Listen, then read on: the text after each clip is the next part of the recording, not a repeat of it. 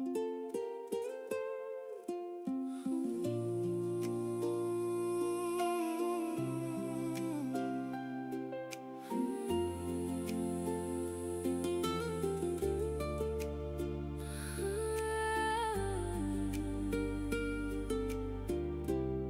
saw you dancing by the shoreline,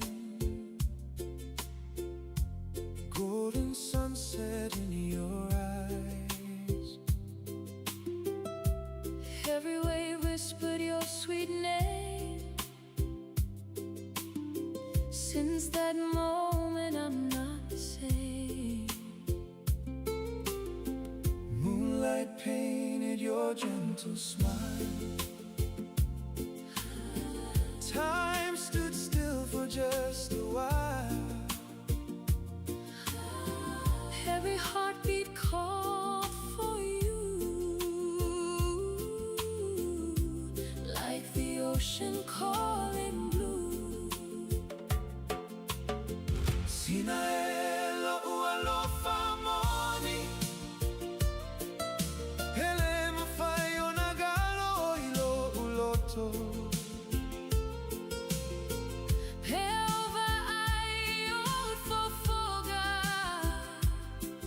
Pupula lo ulalo lagi atoa.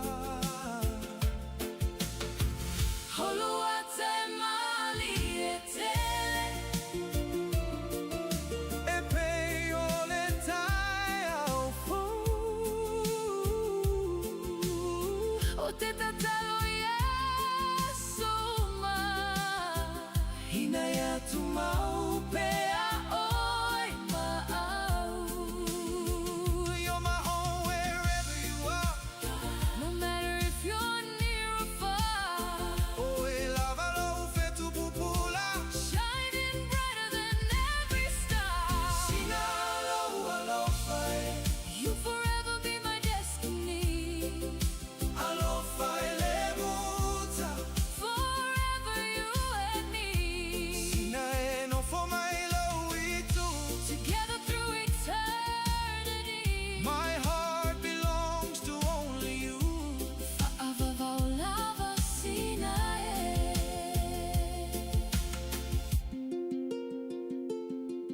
When the morning finds your face, every worry fades away. You're the calm within my soul, the missing piece that makes me whole. No treasure in this world could buy the love I see within your eyes. Every promise that I make is forever, for our sake. Even when the stars grow old, even when the seas run dry, I'll still be holding your hand Until the end of time. tu cielo y goilo fatu. Solo ella se alaba. Olo olato amore. Sea hoy le fa.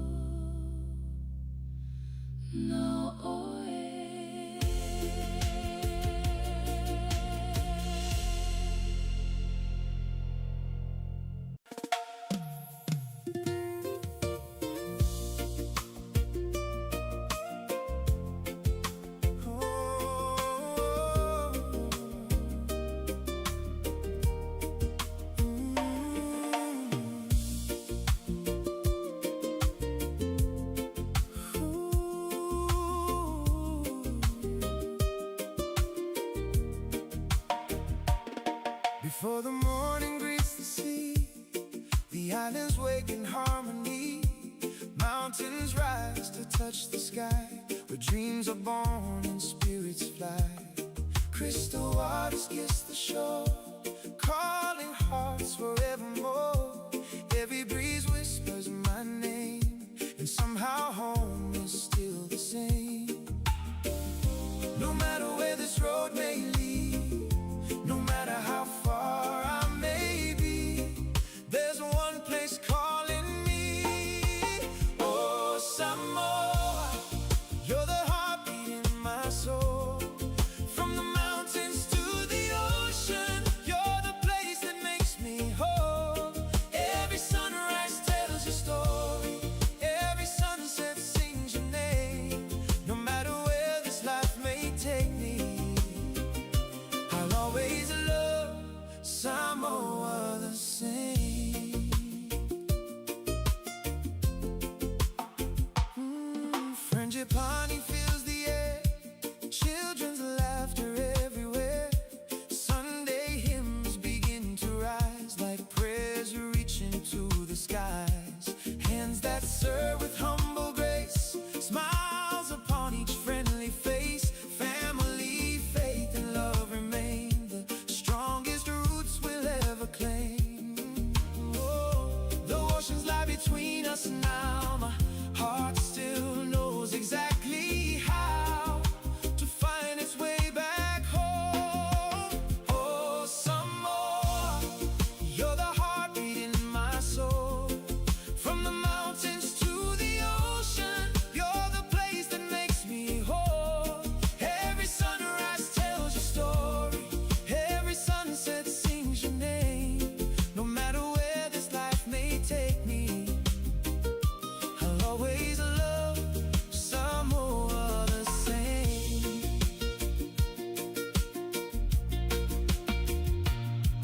When the world feels cold and lonely, when the nights are long and hard, I close my eyes and hear the waves. I look above and see the stars. Every memory brings me closer, every heartbeat leads me home.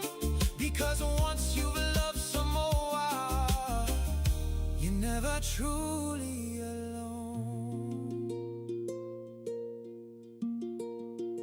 Oh, Samoa, God has blessed your sacred land with your beauty, strength, and people. Together forever we will stand. May your children never forget you, wherever in this world they roam.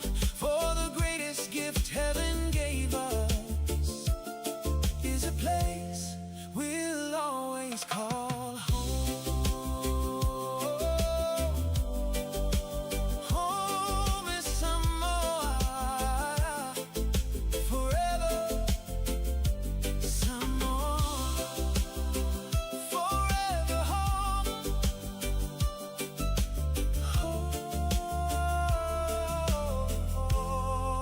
Home, forever home. 1, 2, 3, 4, let's go!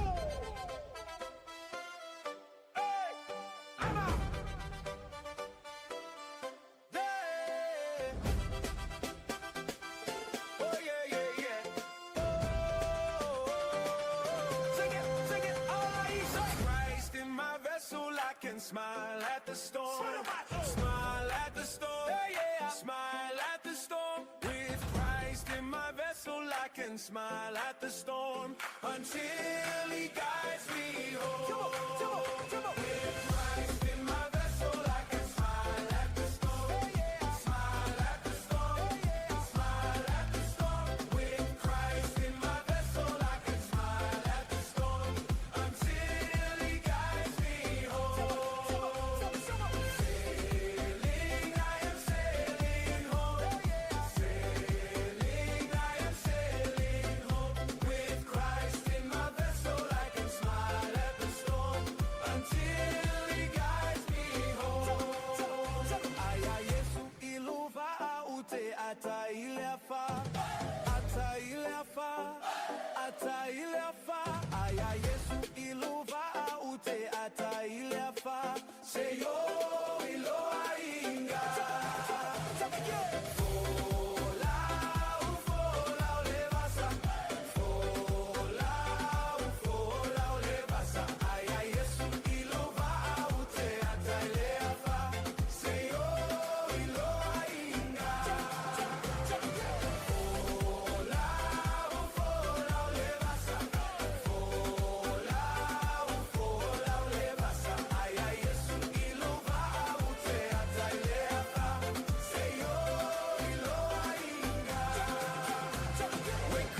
vessel, I'm steady through the storm. Waves trying to test me, but his peace keep me warm. Anchor in his word, yeah, that's how I stay strong. Faith on full throttle, can't steer me wrong.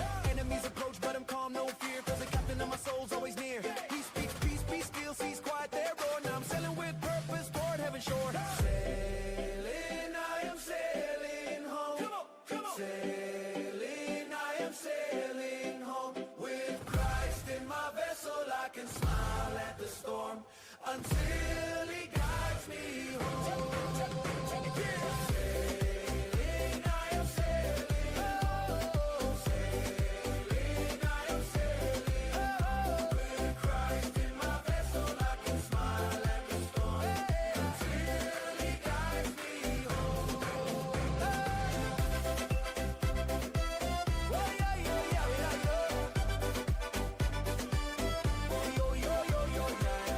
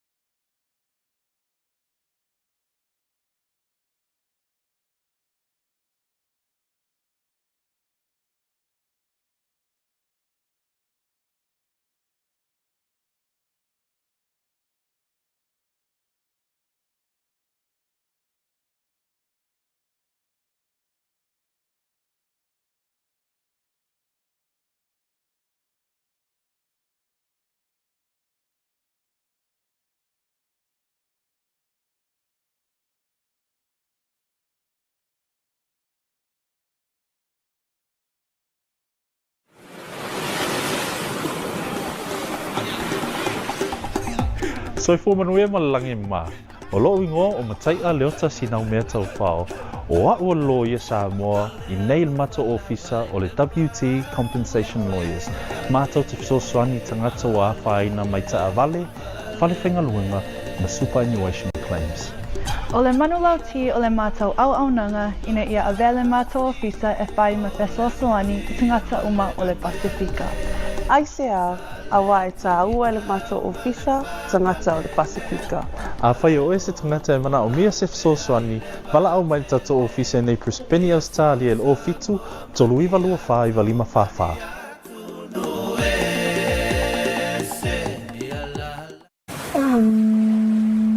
Oi, go! Come with me. This is where our adventure begins.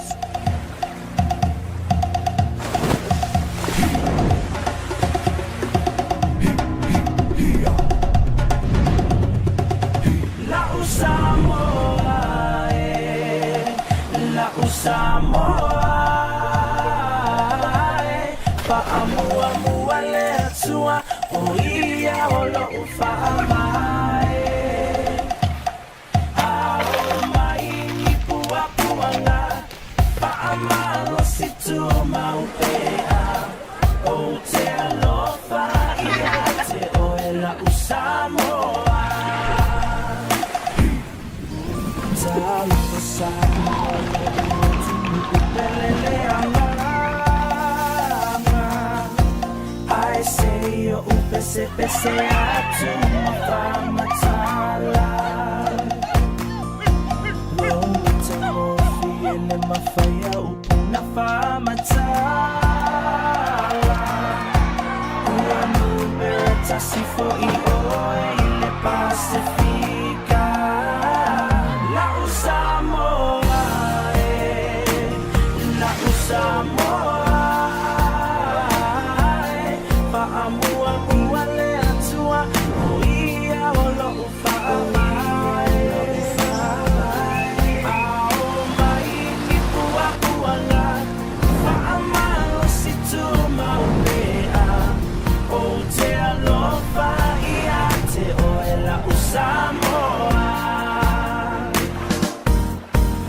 my fire on the amor Faamalo si tu maupea O te alofa ia te oe la Samoa La Samoa La Samoa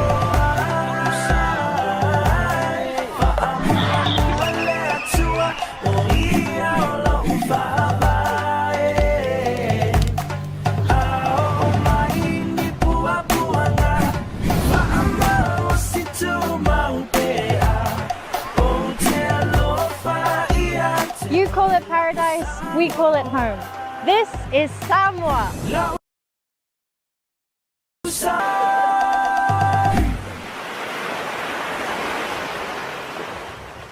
Afio maya, lo ainga. Le no foanga e matua fata waina iso o stangata. Au e fata pena I mono tu wa esato, siaki mo mo pe balanga I le malava le tele. Ona e anga ine I lo tu to vandi, o lo o yai le tato VIP terminal. Ma e whaanga solo ai loi le security. Ona e ulu whalero lea I se vainga I matua I maa hofa tele lava lona mātou fi. Le whaleolo airport VIP. O lono winga o oe o se tangata matua tahua tele ia te matou.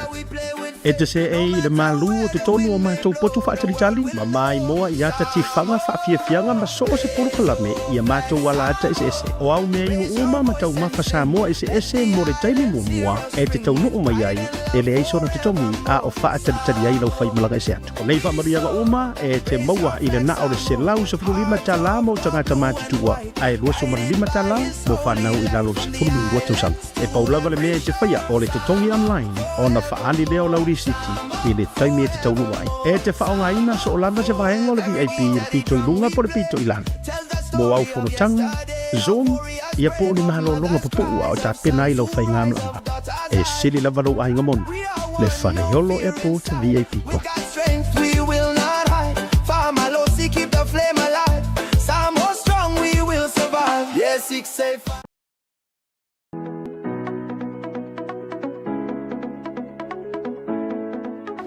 Hey, have you signed up with BlueNet yet? No? Well, let's fix that. Head over to www.bluenet.co.nz and hit Join Us today. All you need to do is fill in your name, date of birth, phone number, and a few other details. This helps us get you set up faster. We'll also need a photo of your ONT serial number and your modem. Not sure what an ONT is? Don't worry, this is what it looks like. And a utility bill or government letter to. When you join BlueNet, you're not just getting fast, stable internet. You're also supporting shows like Tautaiae, Breaking Waves, and Sports Salanoa. Your BlueNet subscription helps us bring you more content. If you sign up this month, you get $10 off your first 3 months. If you have any questions, call 0800 258 638. Join BlueNet today.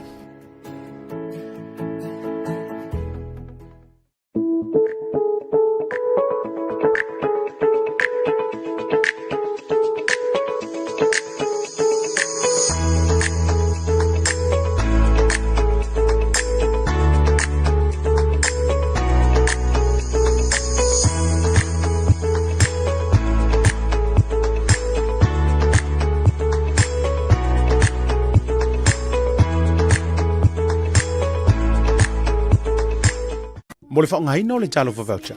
Dial www.pacific40.com ilo pinga te whailangi. O na whiriwhiri leo le au nanga i te whia whaongaina e pei o whatonga, prepaid, bili o le vai, bili o le moli. E mwhewhora au tuai le ta avale le ngata whailea. Tūlanga tau I tau mafa, ia po se keke o le whaipoiponga maso whanau, e mwhai foi o na okai, tau o le whausiei no whale, moto malawa I Samoa. A mai ona whiriwhiri le au nanga I te manau ia, ona o omi leo.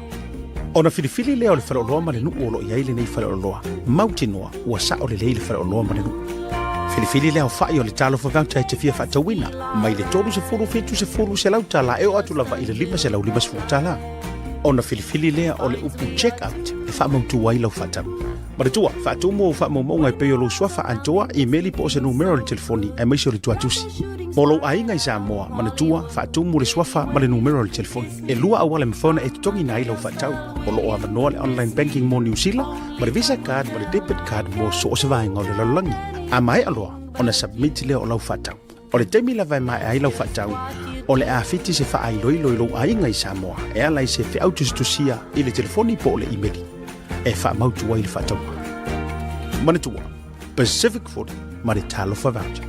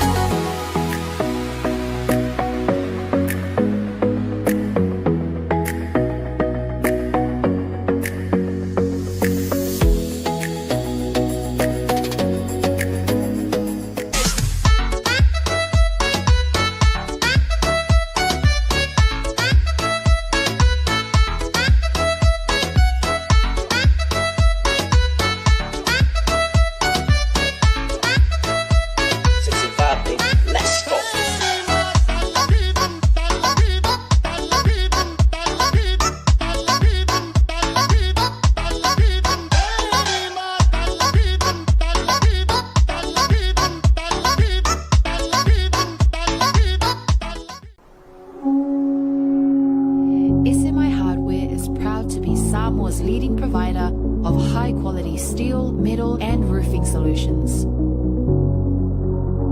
Colours inspired by the heart of Samoa, from the deep blues of our ocean to the warm natural tones of our fala and tapa.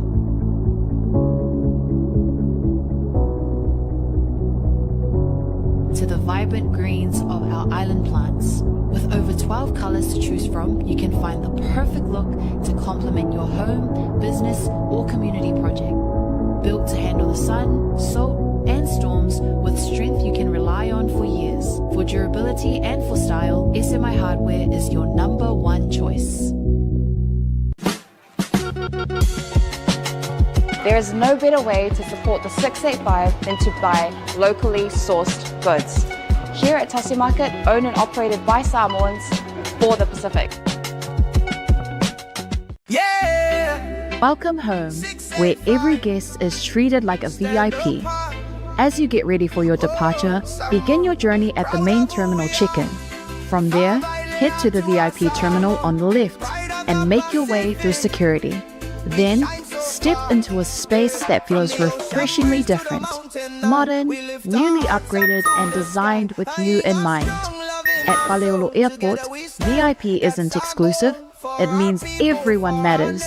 Relax in a calm, air-conditioned lounge catch up on cable TV, or simply unwind in a quiet, comfortable setting. As you wait for your flight, enjoy your first round of drinks and a selection of delicious Samoan cuisine on us. For just 115 tala for adults and 25 tala for children under 12, you can elevate your entire airport experience. Simply book online and present your receipt upon arrival.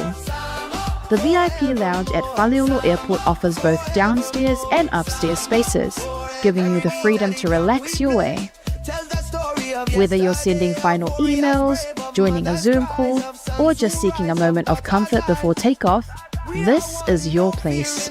Talo Falava and welcome. Keep the flame alive. Samo strong, we will survive. Yes, 685. O le Oz Pacific Funerals na whaawai le tasi le awhi iwa se lau i wha Sydney. Wha mawina o le lua i awa unanga o le whale maliwa Samoa ma le Pasifika o whaawai i Australia. O lea ma mia sa o loto e tama whanau lawa Samoa. O silia ma le tolu sultau sanga o lana tautua wha mama avenga mo tātou tangata. O tele leanga waa i le whaafoina o lau unanga ma o matua fo i le iloa i le tautua. Mātou te mawhai lava o na mātou malanga atu i maota malao ai so se taimi e whaatala noa ina mta upu uma i ta pena i eil whai ngā malanga mo le ua wala au i eili atua. E ave se eili atua tu vale ma le mautonu a inga whaanoa noa e le a whaina po le hali taimi. E tā ua i mātou o tātou tūmanga no ua malu ma o lana anawa tau ave lava lea. Dignity of traditions is our service. E tau tua i le luas fulwhae tū la i le fitu a solva yaso, mātou te ngālu lua e tūsam whina ngalo mana onga o a inga, a e leo so mātou manao. Mo le fia malama lama a tili o na sila sila mwhai tau malama lama lea i le mātou tū lau whamtalanga le website www.ozpacificfunerals.com.au po le telefongi le tutongia, tasi tolu se lau, valu ono, fitu o, le national, o lua fitu lua, fitu wha valu tolu. O le mātou telefoni fia viai, o whaali mo o, tolu tasi wha, iwa lua.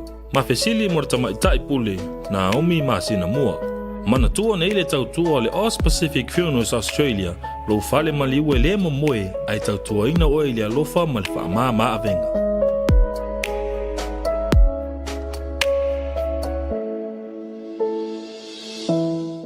Where do you go? Every time I touch you there.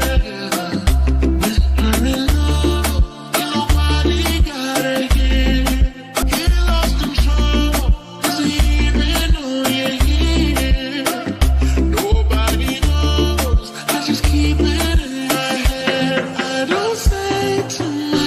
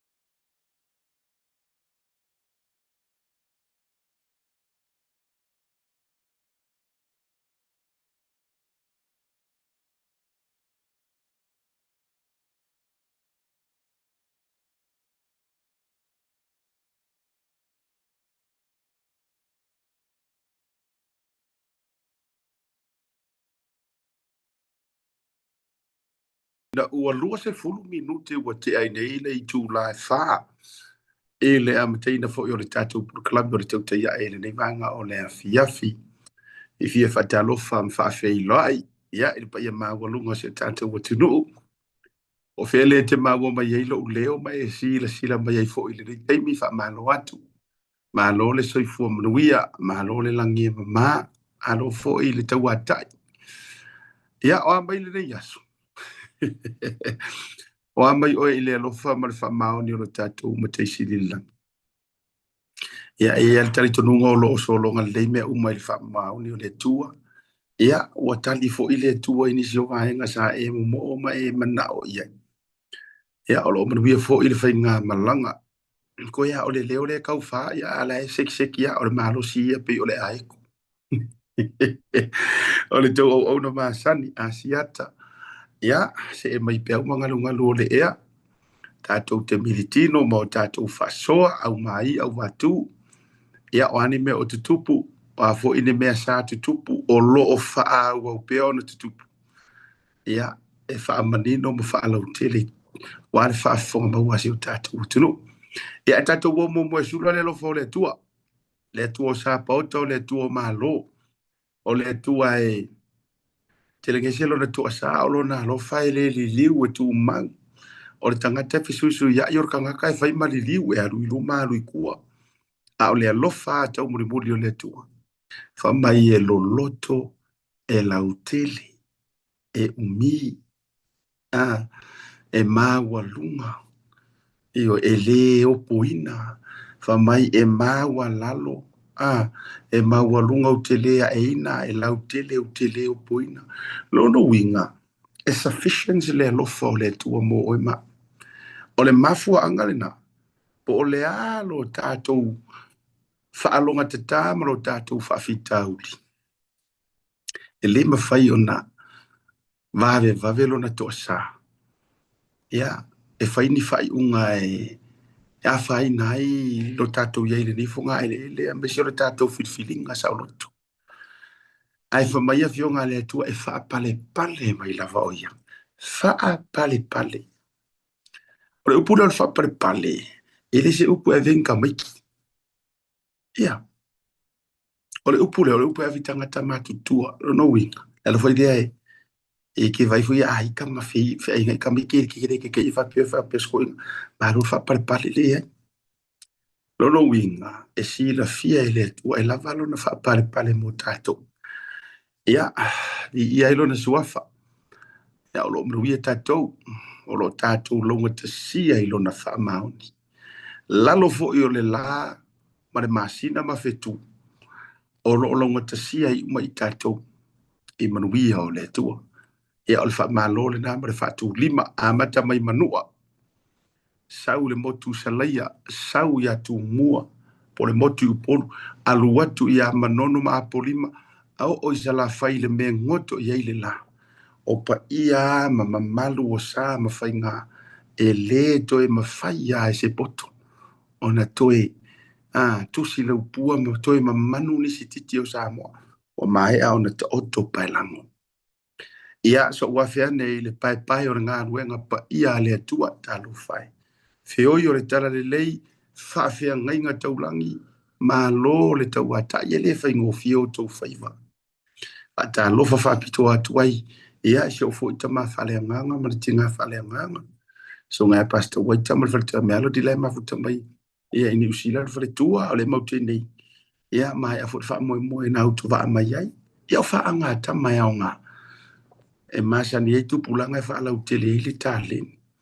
A talo whatu fo i lai sunga e whawhea ngai ngolo mātou fo i la militino i nei le nei atunu au le leo Amerika, California. Ia i le tūlangi po le San Bernardino County. A talo whatu a Pastor Moore, whare Sharon, maringe whai ngā, mātou māfu, tama i lava mara sunga whawhea ngai ngā talun mātou tau numai. Ia whaamalo atu whaftea ia tōra utoi fo i neva ia so wa ngā ruenga. Ia ai mauti toi whiro ai fwoi whai ungore niwa yaso. Wha malo whafta yatu. A talo whatu ia Pastor Jang mali whare tua. Ia mai se whore pa i o le ekalesi o le End Time Ministry Church. I le Voice of Christ i San Bernardino. Ia, whamalo atu fo I lito ina ia Pastor Mariota, ma le tua. Ia, au sunga o mai whawhianga inga ia fuyono, tuyono le sa mato wheloa ai. Pastor Yo feferi ia ori ma le whawhianga ngalo ingo soa whonga I. Ia me whare ore umio soa. Ia, ma so se whawhianga inga sunga epikopo.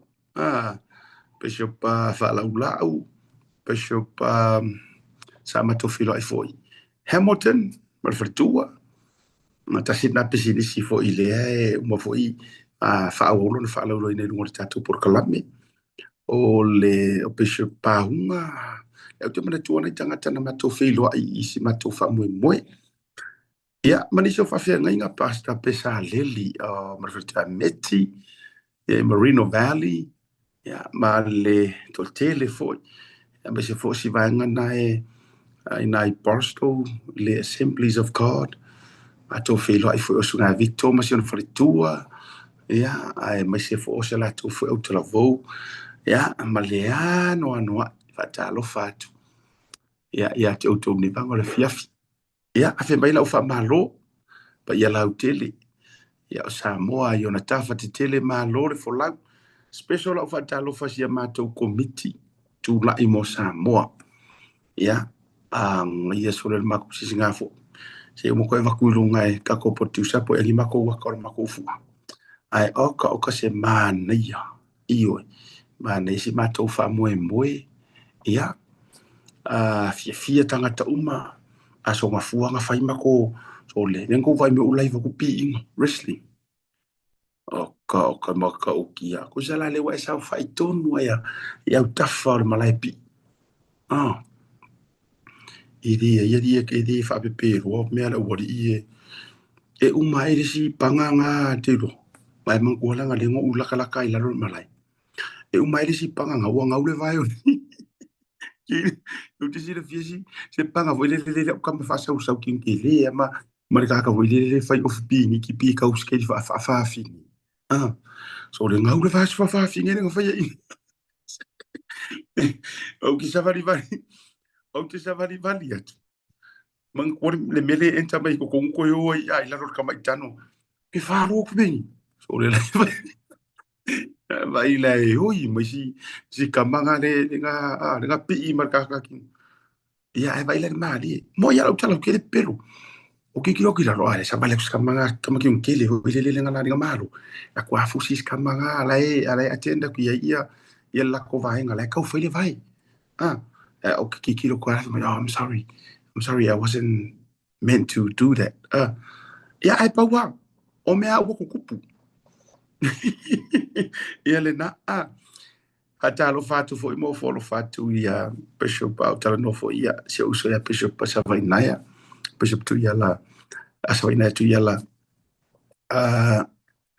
mafuta mai saula uru mar fetu asini va ia tato filo in 2 weeks time tato filo foi ia mar to atele ai ko foi mai la utala I sia mato foi flat day mar to mai o le uru tau sanga le nei o le ufa ia committee le nei ia tu la Imo Samoa la fionga ia la matia manu elisala ia mar fetu a Queenie o Pristine ia o le sui Pristine o le fetu a Tina tautolo ma la fionga le te fono le mai ta ia aloi mai na Belinda ia mar sui te fono le to ina ia soalo ia mar committee le to tele pe o le tamai a fautea o le tamai a le ausa o le tamai a pa ia aua o le uso ia po le tamai a uta ulu to funga ia manai to fa fine lava to ila tamai to ila mi se foi fare tua ia nei tangata matu tua ia ele vai ele fara o to le to tele o ilato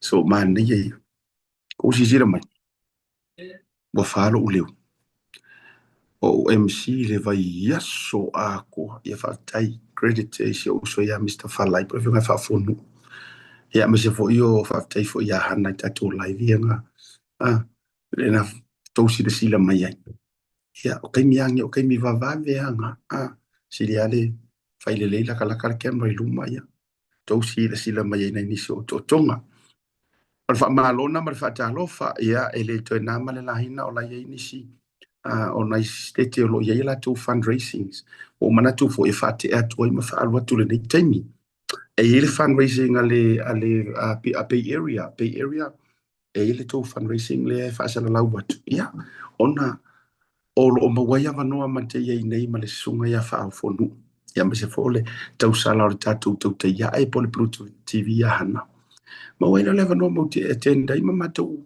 malanga tu il fa mo o Bay Area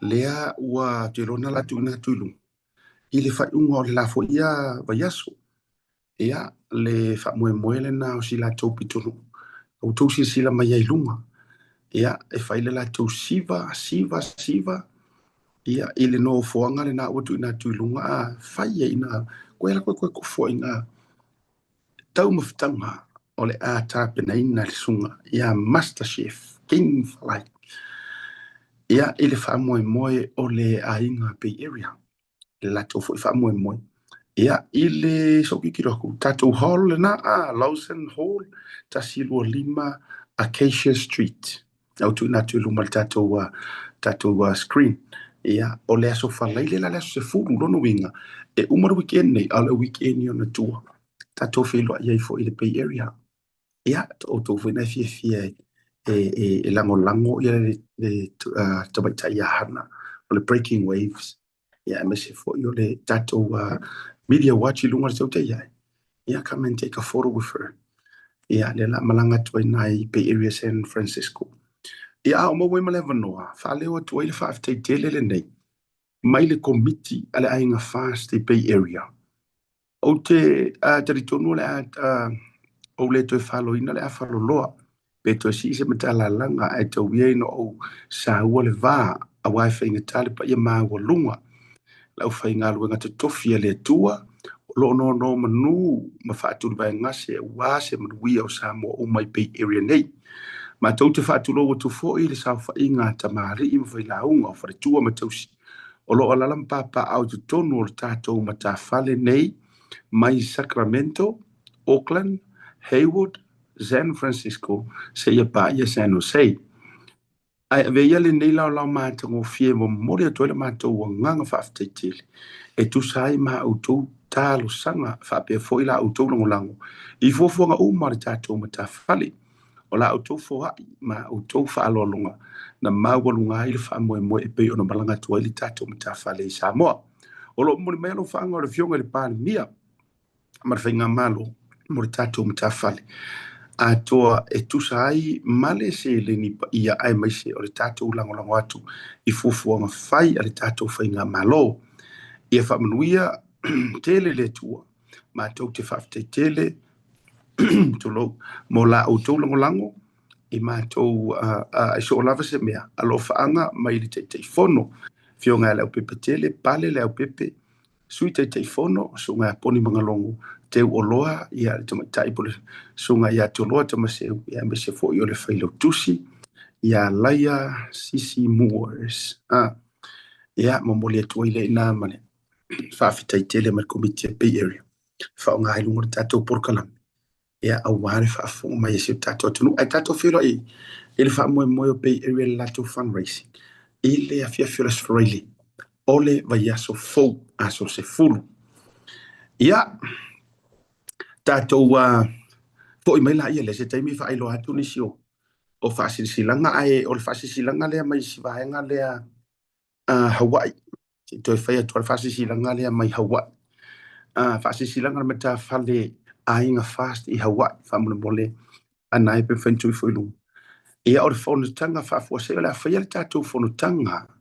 Whaafuase I le aso tō na I se furu mare tasi o iu lailo no winga fo orwe aso fou. I le lima I le afiafi I le no whanga o lo whailo atu I le flyer. No winga le tatou no whanga maasangi arangali. O le afo 55-400 ka mea highway. La lingua Courtyard by Marriott. Le na. Ia o le tatou fontanga le nei. Ia o le fontanga whaamamla mai se mata upu Ia winga le tatou mta whale rono winga. E taua lo tō wafio atu Hawaii. ia wala tō whono tanga le lima le afi i le aso tōnai no ingo verse 4 i le aso se fulu ma le tasi ia na fata ke lona wa mai mo mai na wa vatu lunga ke meli mai lo ai wa kuro mar ko fasara lunga vak ia le na o tu na tu mo Hawaii umala ia to fa mo mo to fon tanga na fa ia se fu mo le tasi ia no ngor va yaso i ona tua ia okay na la wa ia tato ia tati ani si tato fa si silanga mo le si tato wa taimi ai o le fa malo la va ia mar fa aftai fa pitoa lava ia te auto uma ia o lo fifia e like share le tato por kalame ia fa aftai tele lava ia e lo to wanga le le share no le tato por kalame. Yes, I know o komisia ako fa so a me se fo le tamaya le ata o ke poli a fa singa rest ali ata la ngola isa mo le tato producer e to e fo ia e lo i New Zealand. Ia langa e ongo me ale sunga ya korfara. Ile sa fa i merka ko ofisa merka ko laula. Ia e mo bole to ile fa malo, ia fa titel. Ia te o tu umalava. O tato loyal fans. Ia ale tato por kalame ile aso, male aso, male aso. Fa malo atu, fa fita yatu. E le kai ka fiar ka ko por kalame se va nga o ko vai mai wale ma faya ngo ko kala e fa wa pe ale tato lo por kalame po fe ale tu nu e fai malanga ya e mawale avanoa fa to nu ina tato por kalame ai mo moli to il fa malo ma fa titeli ya te o tu malava o e moni loyal fans al tato por kalame to te ya halo le ono sa ma lo le fa to ma lo fo ile lava papale ele fa ngofie wo to ma sani fo il tato to ya e matato mata wo ko ma sani wo ko sirafia e kau ki alu sa o ele ai ase me ala fo inga fa pia mai apa ia ku ya ai pai mala fa inga ko alu le te ko tu luma ai ni va nga e fia ile lot fa afetai o le tele o vaenga na fa maiti atu tato por kalame. Le wa fea ele ngata o fonutanga le parliamene. A o nisi o vaenga taua. Le wa fea e peila o press conference ele fionga le li parliamia. Toto roto. Se va kwala le. Matua ia o fa fe kai wakalila ukakalo. Honestly. Wakalila ukakalo. Wakipia tulowa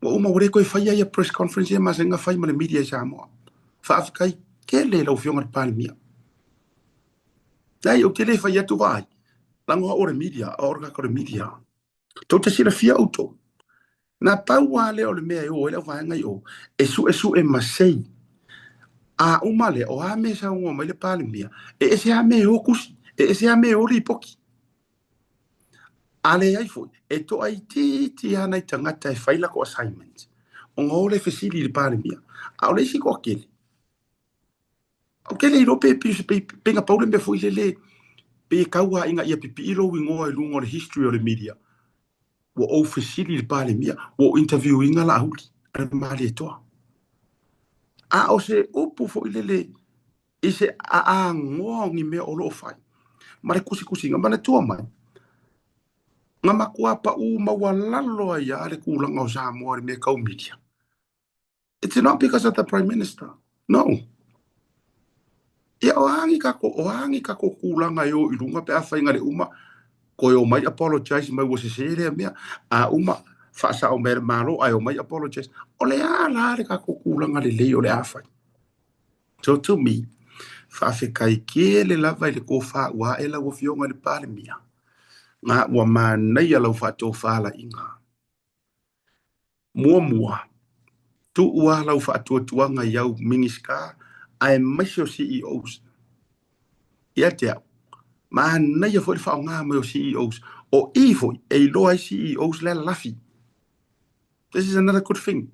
Because tonight, le fai la ko va ai le CEO ka ka ke ro nga fa or ka nga ka sa ke le fo i ka ko kala e le nga ma le la inga sa tele ta to tala le fo ta mali fo ma yo or ka ma ku la ipa or ka ma olo or ka mai a wa ne le mele wo ye e ai or ka nga ka o i ka ke lo ai le CEO o ai yar fai nga ma lo ku la mai e submita ma loyo i longa ka i wo ku la mai la foi la fai mai le HRPP la fai mai le SAP la oro ko lenga mai ai a o kai mi o nga lu CEO i la lo foi or kai ka inga le HRPP mar kai ka inga le SAP le ko fa uma ko ngi o inga vi i fo skam ko lo wa e fio mai i le polisia pa fo no ko tu mo va e vili a le fo wa vai ku le fo ma kwa loyo la e vile tu lo le fio nga fa fo la o submit ile malo the government of the day la o si ka ya fo ile le wo ma fo ma ya o le po tu fai ma AI e fia yo le o le fia yo le o le ai e ka ure me le AI se ka ka fa e kure le ile le nga mama ina nga pa u ma nga fe a na nga ra ta le fo wo mai fai ka lo sia ma le tu mai samo o ma fu o mana le nga nei me ona o le fa ele o di i o fe ngor prokiki ai to foi mai la uta la ile issue ma nga mo e tolo pulo lo fe nga le lipan mia nga o fa tai fa to fa la ingo bor live nga nga ko lo mele. You know, to me personally, you have explained yourself enough. Yes. Focus lau of yonga, focus isi mea whakaungu mangisi mea ke kele ngako forfola inga. Ave uma yeiro kai. A o se koe kau wha amalia inga o kau wha lehanga ma mea ye. Kau ai mera wari ia ya maku. Kau ai mea ma kautwhara. E fi umai rungar kau kai ai. Or kai mea kango mai ei sa vea, ale a kau e kango mai ei ia fonki ku e fe kango fi uma ma ku le pa fa kai so e kango fi me wa le vanga na TKO rungar kau kai ai la bodi umai. Ya. Awa fu ma ko so a faia mo te mana na o i se kala sa. Mau ki contact le fu li yar ma ko contact nga ko ngor na lo. Ai sea, le ngo i le sosia o le fama kalanga sa o e ka kaunga uku wele aku ngu. To te sila fia auto. O le mea piko i le anga le uafai. Le lao mai le awari i kau wha le anga ia. E kau mawhai e wha sufi ma ole le atunu. E sanga kari kongu pei pe pelo i e whai mai le opposition. Ai, seri. O fea foi kou kala wha mai re se longa se le mea uso mai le makare la. O fea kou kala mwhai whapenga. Se longa se le meo so mani makore la fo a para mia la aule le mali to o fe o yenga forfola o fe ha forfola nga o e kamare o ankeru fa mai o nga o ko witness o le fa so la mani usila kama sa o le kama kong kama ki le eye witness sa o hit and run o lo mu kura nga karangor mea nga le mai lunga ku ri o video ile mai moso kai me ko evakuara ngai langa fo wa matua mati la tila ile la lolangi lo to wola pelo ma lo to wola fau me nga le ku fa ko fa ka ile tu le wa sa o le fo nga le fionga le palmia ka ki maya issues ya la ya fionga i fa i minister ale ngata ile ko sa o CEOs ave CEOs o makanga ruenga e lo hai fo CEOs la lafi. Yes, kau ai mai CEO sia sei mako feko ai ma media i roe fisi sa. E ke de fa ko se siku. O mai lungar tau te iai. O mai lungar tau te iai. Sa ar pese sia uso ko farva i Malaya sia te tangaloa, taulanga tangaloa. Sau kau ka iai. To o mai leva noa i tau CEOs, o mai lunga i. Awa fo i le la kusa o lunga i la ko fisi mo ka ko maka o ele liki e mei kua. Ia. Iyo. Lei ofesili e haonga. Awa before e ke sau rungar kau kai ai. O le waka okoro whaila. Waka okoro leia. Awa nei ngalo. O le kele o kangakanga e ko ke ngalo ruer kou au whaingaruenga. Lea kusi mai. Maka umai ia ma umari ataua. O le CEO le lang moanga. O le CEO le o le pesti e fia me. O le CEO le alanga ia. O le CEO le alanga kongeki ma le whamasingo le e. O le kele o kouso kanga. E maka ukia. Ia. E whaisi maka ukia o kouso kanga. O le mea whaile leu whare kongu mai keisa si so ia tai o ri se upa. Sunu kau koe fo ilvangan. Koe fo imela ukala i press conference. Whawhitai tele lau whionga le pāle mia. You have always stood your ground e ke against i le mele e ke le ngakari kasi umai kuila epa. Wa uma e kari kasi umai kuila epa ele ai umangi fofonga o isi mingiska. Ai whawhitai. Au ke la longa o le anga ka wasa mai e le whionga le pāle mia. Se i whaaku langa le lei. Langa ka pengeka mai a trusting ale le langa e fou ke lo ngai mingiska. Yes. E fou mal executive le ir kai miringai de puleng. Feololo anga I kanga ka nga ora fionga ya analosa. Muripola. Ia le ufa le tonu ia le fionga ya toirupi. Penga pawanga. Nga pawanga onai tangata. Ia manisi fo ia sa mingiska momo. Ai man korko kele umare wo yai. O kanga associate ministers. Lewo step up e mingiska. O isi mingiska fo. So se ka pe kengi ala. O se auva. Se ilonga ya makanga gain longa confidence. Ia nga makalo leonga. Okay. You can answer, sir. You can answer, madam. O se kioko. Kalif City. O isi la tangata ie te tau o no mai lunga kari me fisiri lunga na media. O tau o CEO spau lunga. Pela ia le fia fili nei. O le fia fili nei. O le tele mare no no ionisio tatou issues kau faso au manatu. Se tatou o mo malolonga se fati al tatou kolosi sa mo. Se tatou fatala no le fionga ele pule silio le tatou male vale. Le anga o le fua mai lunga kau faleanga. Ile malai valele ya sa. Sila. Kia ia koa le makango fio le o nganga malai valele. Malai au ko va aku kangaka. Ale le fo mai au mai lunga malai valele ya sa. Tato le malonga. A foi mai. Fa felo ile fio nga tu mo vau. E por fio nga fa fonu e vile. Fa fatu. Ole por silio malai valele sa mo. Lunga proclame.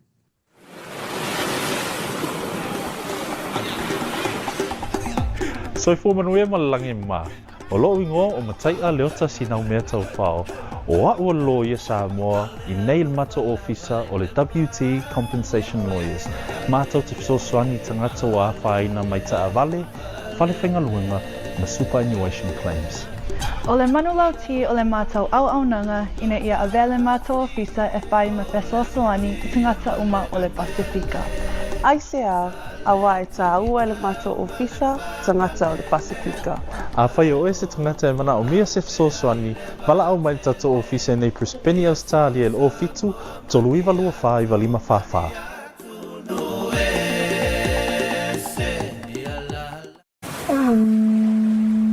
Oi, kau! Come with me.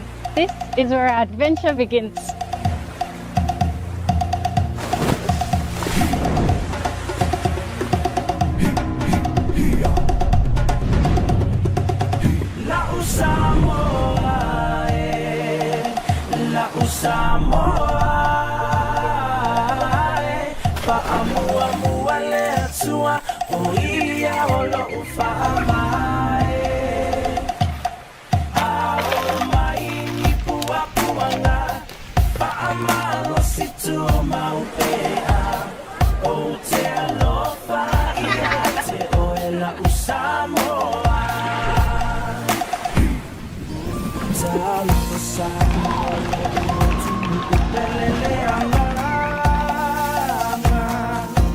I say pese pese atu mafamatala Lomita mofi ele mafaya upuna famatala Uamu merata sifo ioe ile Pacifica La Usamoa La Usamoa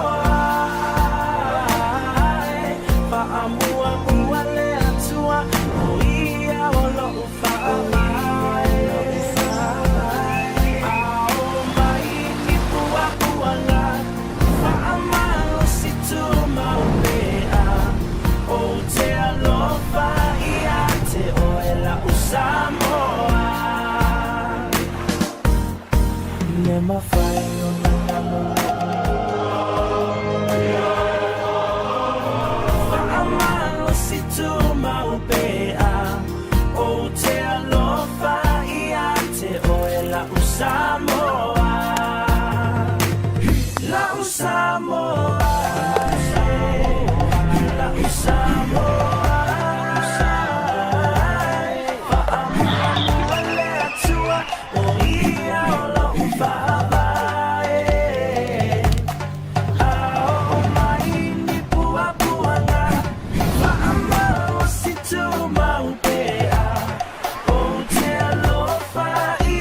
You call it paradise, we call it home. This is Samoa.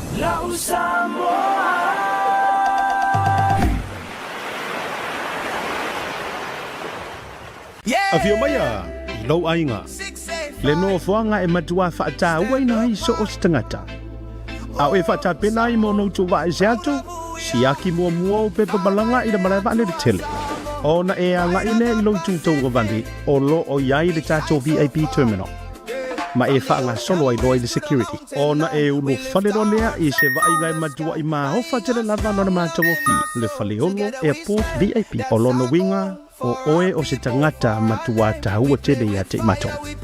E te se e I le malu o te tonu o mātou potu whaatari tali. Ma mai moa I ata ti whanga whaafiafianga ma so o se polo kalame I a mātou wala ata ese. O au mea inu uma matau mawha Samoa ese mo re taimi mua. E te tau nuku mai ai. E le aiso na te tomi a o whaatari tali ai lau whai malanga ese atu. O nei whaamarianga uma e te maua I le na o le se lau sa furu lima ta la mo tangata mātutua. Ai lua so mara lima ta la mo whanau I lalo se furu lima watu sam. E paulawa le mea e te whaia o le totongi online. O na whaali leo lauri City I le taimi e te taunu wai. E te whaonga ina so o lava se vaenga o le VIP I le pito I lunga po le pito I lana. Mo au whanotanga, Zoom, ia po ni mahalo longa pupu o ta pena I lau whai ngamla. E sili lava lau ainga monu. Le whaneholo airport VIP ko. We will not hide. Famalosi keep the flame alive.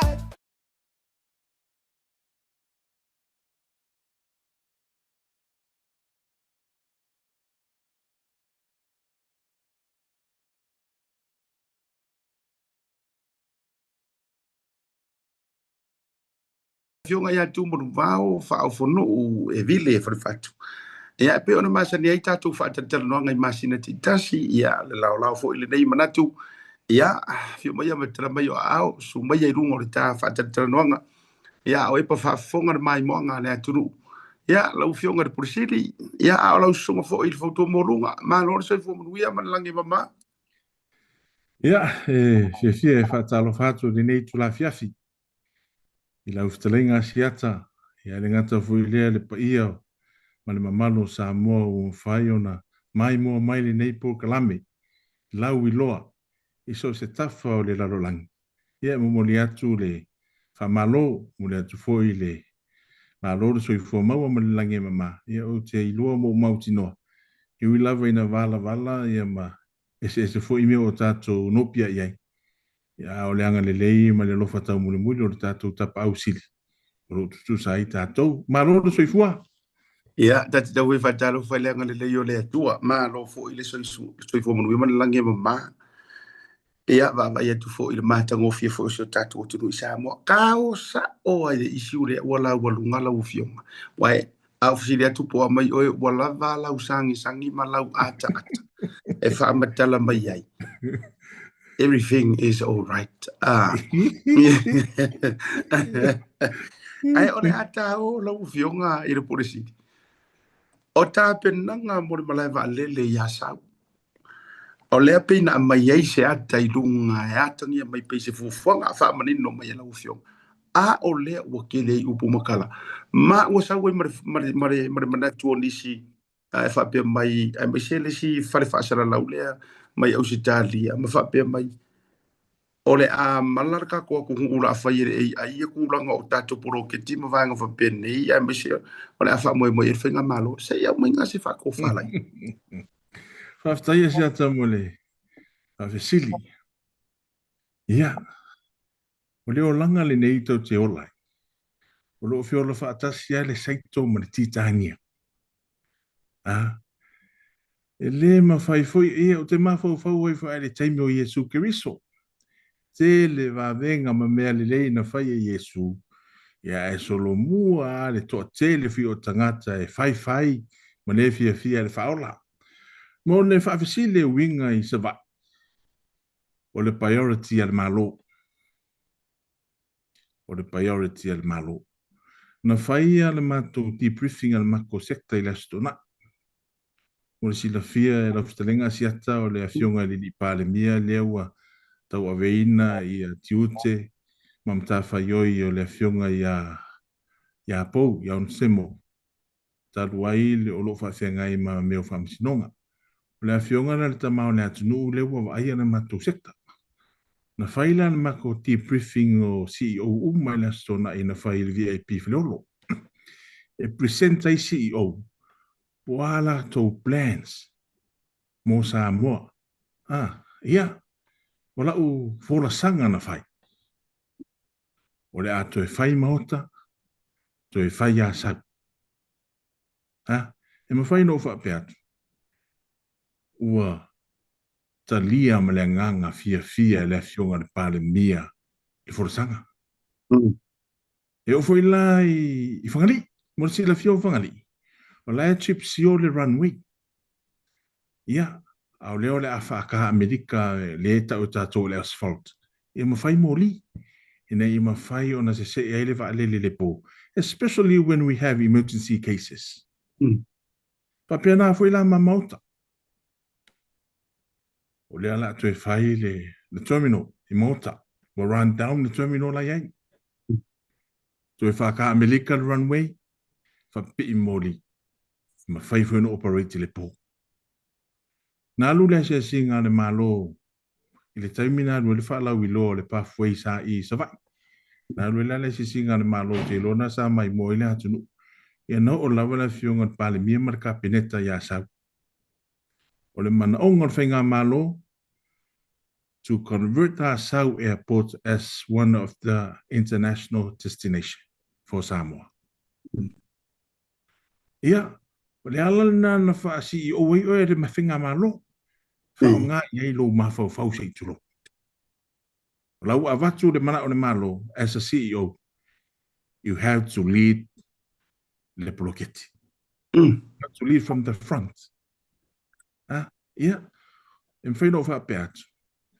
O lo mana o le ye. Ma o mana o fe le finga malo. Ia tupu le bloquete le il pa ingale nei. Mai au fa pea tu e tupu. Se ana o tātou te plan fatasi ma le atua. Lie. O le tātou te fai mea fatasi ma le atua. O le mea foi le fia mana o le atua siata. Mana o le atua i sau plan. Ngai tau le presenti lumo le atua. Na mai le atua le awala e fatau nua. But nothing is impossible with God. Everything is possible with God. O le wingo le tala. O le atu e whai asau. Tu e whai asau. O ono whata usanga tanutu to tasi sa tātou. O le ase tātou vai. Probably 90% of all developments o uporu. Mali.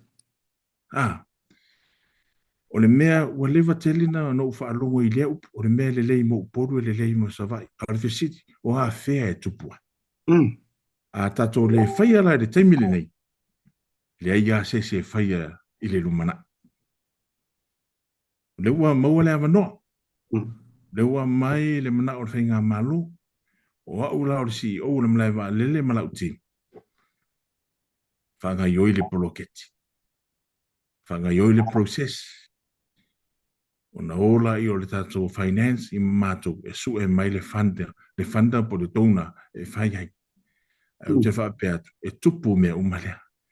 Nā fwe o le tātou e manao, ia whaingo fie mea umo tātou tangata. Tātou te lo ilo atu le te lo tangata maliu. Aisa, e le se awala mwhaina ave i matotua. Because there is no access. O le whaingo asau, e le ngata ia whaingo fia le access. A ia mawhaiona avatu le service le, i o tātou tangata. O no whaalongo i ai ua whaia. O te leo popole ai. A te leo popole ai sea.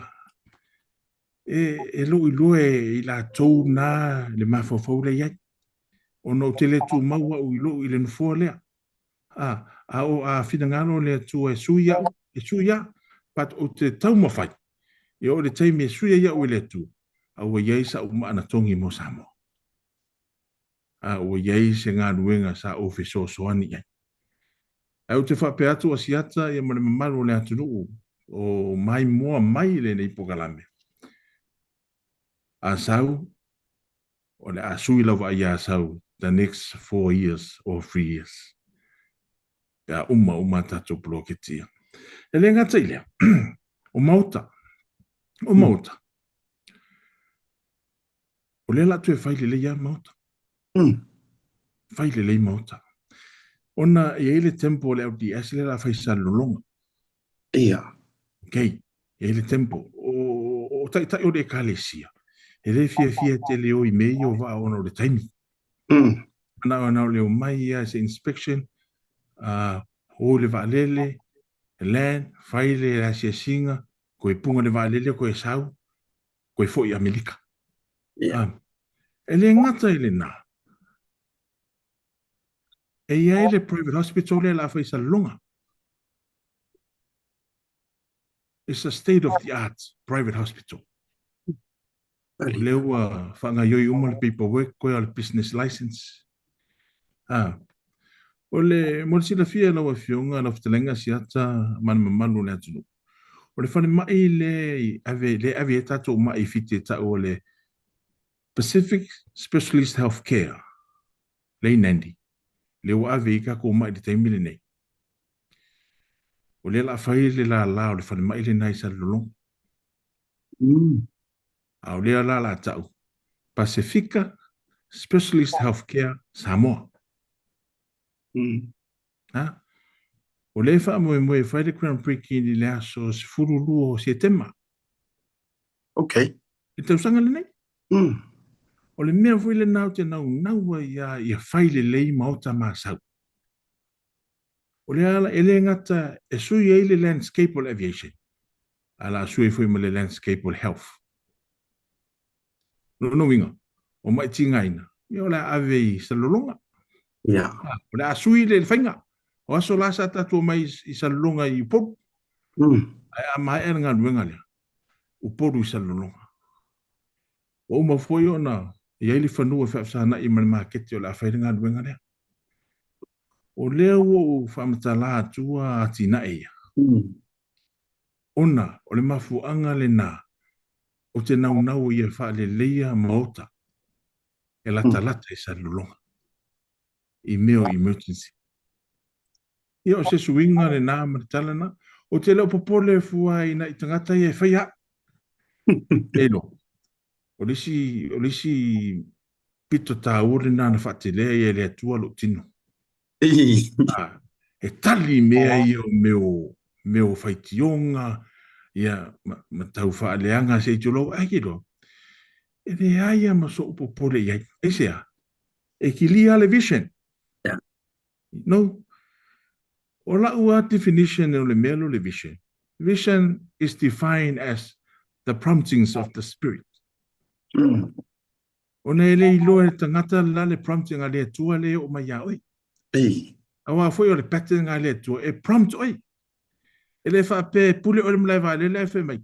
si e watu lai le pulo le asko la e prompt ma le pulo le asko le mea whaile mlai vale le ai o le pattern le tua e sau le musumusunga le tangata le whaururu iai but most of the times o le whainga tai o le musumusunga but fine e halfway ia kune mea I give back oh there's a light at the end of the tunnel sa o le musumusunga le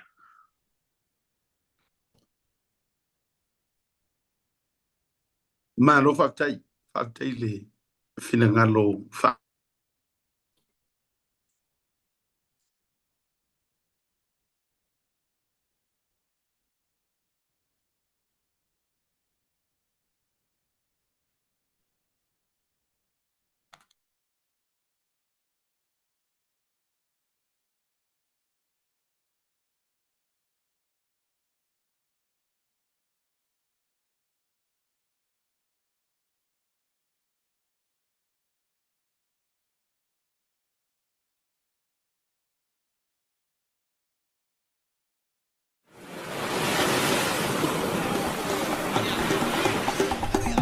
Soi fu manuia malangi ma.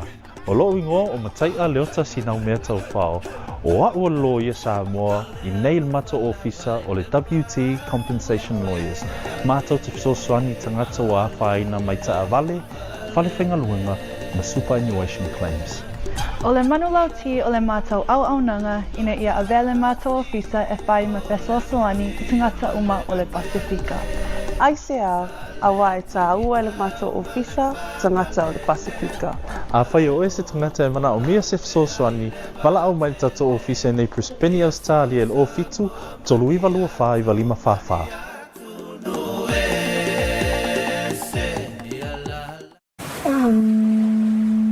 Oi, kau! Come with me. This is where our adventure begins.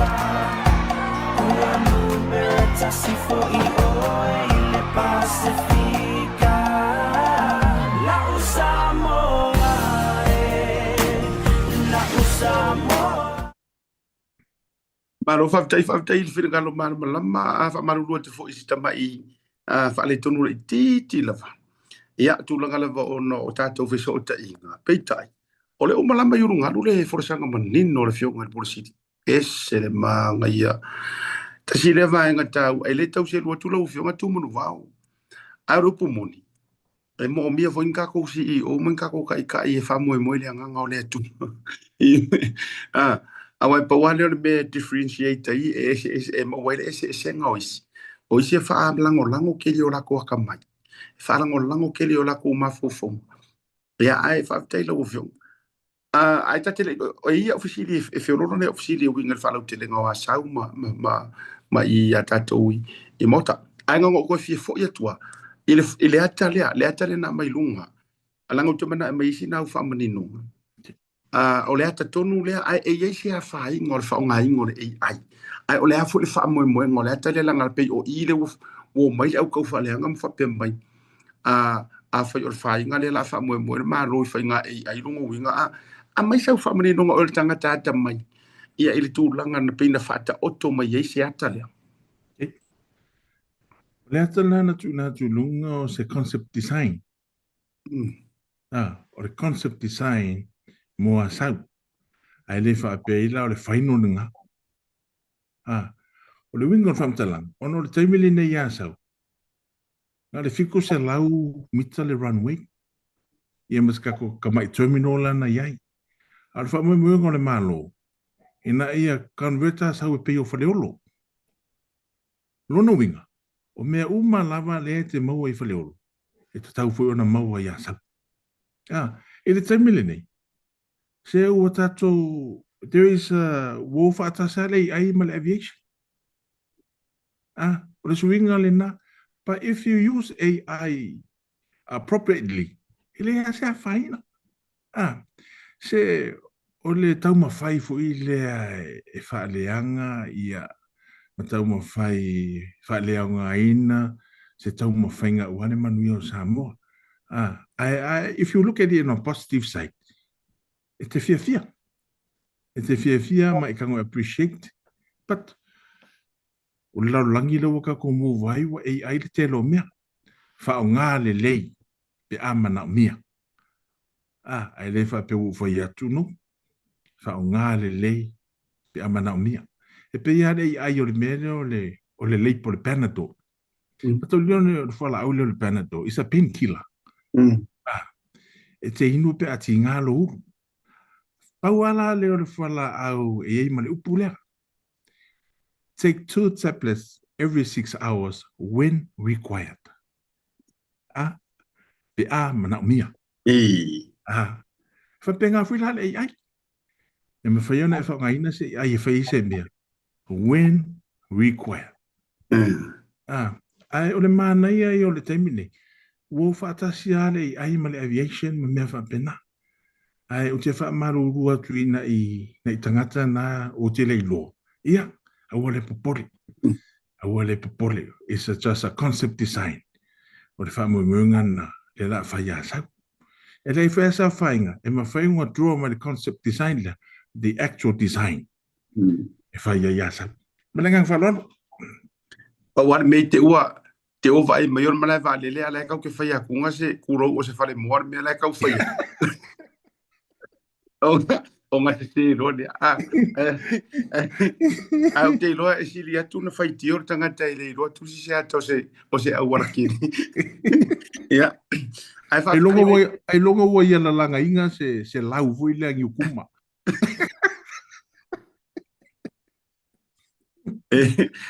Awhitai tele o e whasoa. Ua toi o lai lo tore sau noanga lea le whionga to li ia ove mpale mi ore mele lei uporo. Ele rei sava. O le upomoni le nama le laina lau whionga si o. Sa ire, o ore sa kau au riuri, ngā ke si la fia. Ele ngama le laina o le mako whare vaisi ngangore. Ai te si la fia na iere taimi o lo umafofanga. E siri eri sa iri manguia e uporo. Lea ngai le irope whawhiwhia ka kou haku ngai sisi fō e su engi manguia. O rau pomoni na lewo whaso atu. La fo e whafonga mai na inisi o a inga mako whawhinga mausu. Wa mātou tele lai whafonga mai sa tau alangi mako whangua I sa tau. Ai nā rua rota mafo whafu I le whape ai. Se siri eri su e ia pia ongi whangua whaatau ma tulang whapena. La nga pe e whai umanga ia pia I uporo. Ai makaukia la le mere le ua whata oto e la ufionga I lalo le whamarmalunga le malo ma le ioenga le malo. Lono winga e ongo e la kuarwa ai ngi usila ma kulanga foi la kwa se sa wa sa vai e turanga pena. Laftalinga si atol whamuinga le na. Whamuinga na malo ki la koe vai fly sketch of mai Auckland 2 asa. Auckland 2 whaleolo. Le ngata le malai malele. A le wa ye fu le plan na le maro le ako develop le port. Ja. Eva ai le port le ya sa. E la fe so ta ya le port mal airport. Wa ta won to fa ola mai sa ba. E ola e to fa tu lo le wafu mal malai malele. So e fo ia tu sa ba. E o lato whanua, whaia lato pisinisi. Whaia lato pisinisi. Pea anu whaia, o le taminei, Wa kele le development i upolu. Pate la ititi ale development mo sa la fai. O le taimini nei, wa taona tia e sa la fai. Malo, whaatai, manino le vaenga, tau mai ia i le taimi pisi o langa o le whakako e wheska whakarangonga. Se ia mai se o tō tonga o le lolofi leanga lolofi. Ai mai se o le vaenga le mara va lele. I lau tali ngā malo, wa o ere si o mua whaka lofa i ngaka VIP zie malanga atu ma tai o isi malo. Ai le o i kako upari menge ma to te ro tatu malo lofio. After years, yet no more facility. No friend of a pair to the Lua Filuon. Wow, what a year! It's a lolly mea Matauti and Lua Filuon. Matau Leo Lena, Fila Levi for Iliam for Metangata or Ali Tangata yo mai. Ah, mai. Or Ali Tangata Malanga, my sa mono, the Levium Leva, Lele Malaco taxi. Te lole me sili mataua. Se fulu lua pasene increase ele arrival. Oh, boy. Hey. Se fulu lua pasene for increase ele departures. Ah. Wa ai la yang. Ia ono ta whawhetai ale i le tua. Ah, whawhetai mo mea sili wa e whaia. Ah. Ese nei tausanga. Ia. Wa I kumbu le VIP le mle valili. Le ngaka o individuals, families, kestan malo, wa I kumu. Ah, whapea o se tausanga ese le nei. Le ngata o tangata na malanga mai le fua. A o malo e o mai e miti le pale mia ma le kapeneta. Peo no fai atu. Sfulu pasena will increase say the arrivals and departures compared to the same period last year. Yeah. O le tele o le tala na aru e le teo maini tangata I Samoa o le tangata o le pase se ma le levi foi.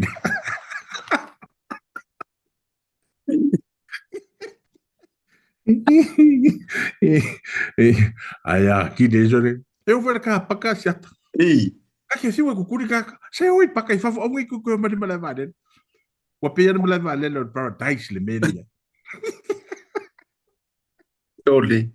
E te vai lupe o saunoa. O wa vai aku ia kaurisi au vai ngaka poema. So le kokongo le VIP. O ka so le matau tia. Se mai se na ini fa fita uri no tutupu. Ia I le ui le pisi matulanga fa pena. Se mai se o tonga. Ngā ruanga fight tono mara valele. That's operation alia faftai le tua so longa le me uma. E ana I fafita uri la Haiti. O le ave lesi o le ato lesi. Na tupu fo. E o lesi fafita uri. Ua ova le fia ua vai le ainga. Ave lesi ato ai ngano lesi ato ai fafetai. Toi maua uma.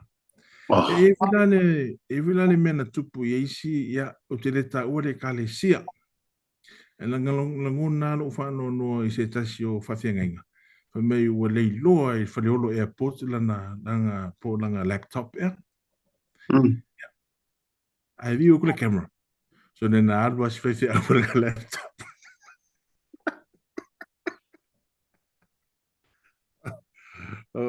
O rea lau te fia whitau I le whaiwhi au o te lo se whaiwhi au na sau e tatala se conference fwy lea. O te fia whai ai. I forgive you. Wa aru ku I ngā lai ngalo lai o lai ulonga lima o lai runga ia. La sole. Ia. Wa tu whaiwhi au o le kalesia I nei matu tala no mo o view the camera. Ia, ma wha maonia ia na I whaiwhi au. Ia. A mai le wha maruru mai o veatu, aua le popoli. Aua le pole paule mea, ia, e le o ngalo I whaleolo, le la au po le laptop po le whaifi au, na halua mai ia, le lopo o ngalo le o te ao, ngā transit ai, ia, po se mea fo ina, na wha ua ulanga whai ngā malanga. Au te fia mafuta mo fia whilo e le whaifi au. O whai ai. O kau ke fia fusi le whaifi au mo whai. I forgive you, my brother. Ele no pufo, ele no pufo, ele foi ver o xixanga, ele malai badi. Ai matau tia le fatu muli o le tangata whai mai. E le taimi vila na tue foia. Ka oka soli. Oka. Ia, mori si la fia, ia, o leua sau le Qantas. Ia, ia le li. Wea vai. Sau le Qantas, sau mai Auckland, sau mai Brisbane. Fiji Airways. Ua kele options e mawhaina while le atunu. Ia, maulea la whai le tato valele. O se mea matautia. Ese le manai o le tato fuafuanga le alu, le ua whai le tato malo. To have our own aircraft. O se mea sili na matau. Matau lia fuila, o le mea lo le valele. O le, pe o le fua le ala tunu. Ia. E mo ia wa uyo le mlai valele. A pei o le ave fua le ala tunu. O rou nofo i se malai valele i se atunu mamau. Eke vea ku lean mai le va o le va a Samoa. Ese foi langona. Ese foi langona. Ai, e anga le leile atua le tatou atunu. Mo le tatou fuafuanga anu mamau. Mo le manuia o Samoa. Malo whaavitai tele, lau whionga e le polisili. Ia, o wa tele nisi vaenga ua tāwhea. Manatu wala fuatu le avanua le nei wala ngai whaawau pea i vai asu teitasi, i masina teitasi. Whaavitai a ua malama yurunga luru vaenga o le malai vale le ia sau tasi le vaenga na leina pulu nau nau atu. Ia e mai sau, awa o ruke whiwhisiria. Awa pisa kele kai mi o kau fai au livi fo nga au livi au paka o tax o me uma. Pi kele nga o so fai mai o sika ko vai nga kulisi o so fai mai disi au vaenga. Au ke lo ai ko fusi ngi kai mi wala nga o ma ko apengi fiki mo ko le mele ko pungi e fufu nga fai nga blanga tu sa mo si singa fo. Ya. Ma ko le fuila siata pi o se ainga. I le taimi e whetoa iai, but at the end of the day, ia koe fusi ka die mwhaile me ai lungo le lau. Ia o le kaimiringi. Koe fia si o so le pure le STA. Kele o le kangaka sau. Ke lo le mea mali e sa umai tau. Mea o le pālangi. E kaimi o le kako sisi ngafu. Sole, e wala au mai la wali i fu ienge MC e wako sisiva. E mua i lunga pala langi sobe. Ke ro le me mali le vaipu lea. You know, yeso la wa wola mai se ba. E pe e ia kai mi ke fa longa kulo ka anko ka ko se fa puku singa popo nga e walaka mai si singa fua. Mo singa kupe alo i pop. O ko e mo wona melenga. Eso, ele nga ko activities o le fua. Sorry.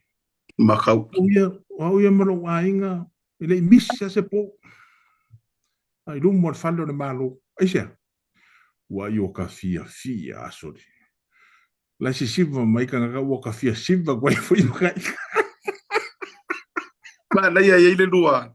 Ele lua tamba le fioga le pale mia. Oh, ka te po te wa mfaintu ifo lunga le fioga ngaftas.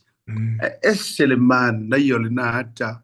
Ia le sa pu e mai ia la te lua sa fo fai ma le fionga le pale mia ele mai mo ina fo ile le o tato fa fia ngama matulanga ai ai la ma si palangi nga pe sa mai me ponge le ngo e ku nga le nga ma kwa fai ma si varga ka pisa ve sang papa kiwi ngari oi e ke lo le si meta wa si ata no ke lo e o ku nga ka fa ka papa kiwi le ni papa kiwi Uma. Ai era el kaka me le ponge nganga sa o. Soli. O kaka me le ponge nganga sa o le nganga le ya e fiki. The fella can dance.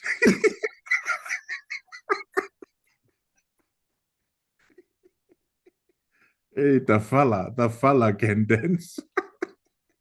E maka uki o mai foi ngi foi ngo vai or komano ia but so far o tala ne o le mo te nei mara o America nga malanga mara tuele to na male la ina ia ila to fo ia lango lango le vanga fa fa pro tu le mai ai nga fa sa malanga tu o le la to tala fa ma ila fa nei o ka se ma nga yo le o nga mara vale alla se ma ia ko VIP set te sira via ia la ka upa ple o pe fo mai si tangata se fa ila fionga il polisi di ko ulunga le ka o le VIP va quoi se fa ia ko ulunga yo o mere ye are lima le wo mo le halo VIP da wa wo va vai tau ke via VIP uma ele te mena lenga ya o te momoli atu le whaafetai le hatu nuu sa whaongaina ma he o le teime nei wa whai ei conference eisi yes because we have a conference room we can provide everything wa whai ei fono eisi ngale o mai le wa alele fongo koe pu le wa bisi ala inde ka ngu le board waku wai e vai yanga ngā lewa maua i VIP ia e no o te whaafetai le atua i nei au nanga le tātou mālo ua mawhai ona access i o tātou tangata pe o le whaamuemuenga fo i lea mo sa vai ina i available services i o tātou tangata i sa vai le taime umai a sau umai le wafu i a sau ma le mlai wa lele i a sau kua i sui ala wa e tau whaitu ia kua i sui ala wa ai no futa talo ta puai mai se tau mawhai atu le whainga malo ina ia tau lau o le wha moe moe ia rei se mea whingatai le tu rei se mea whingatai le tu asiata se whai mai o le tu o wha manianga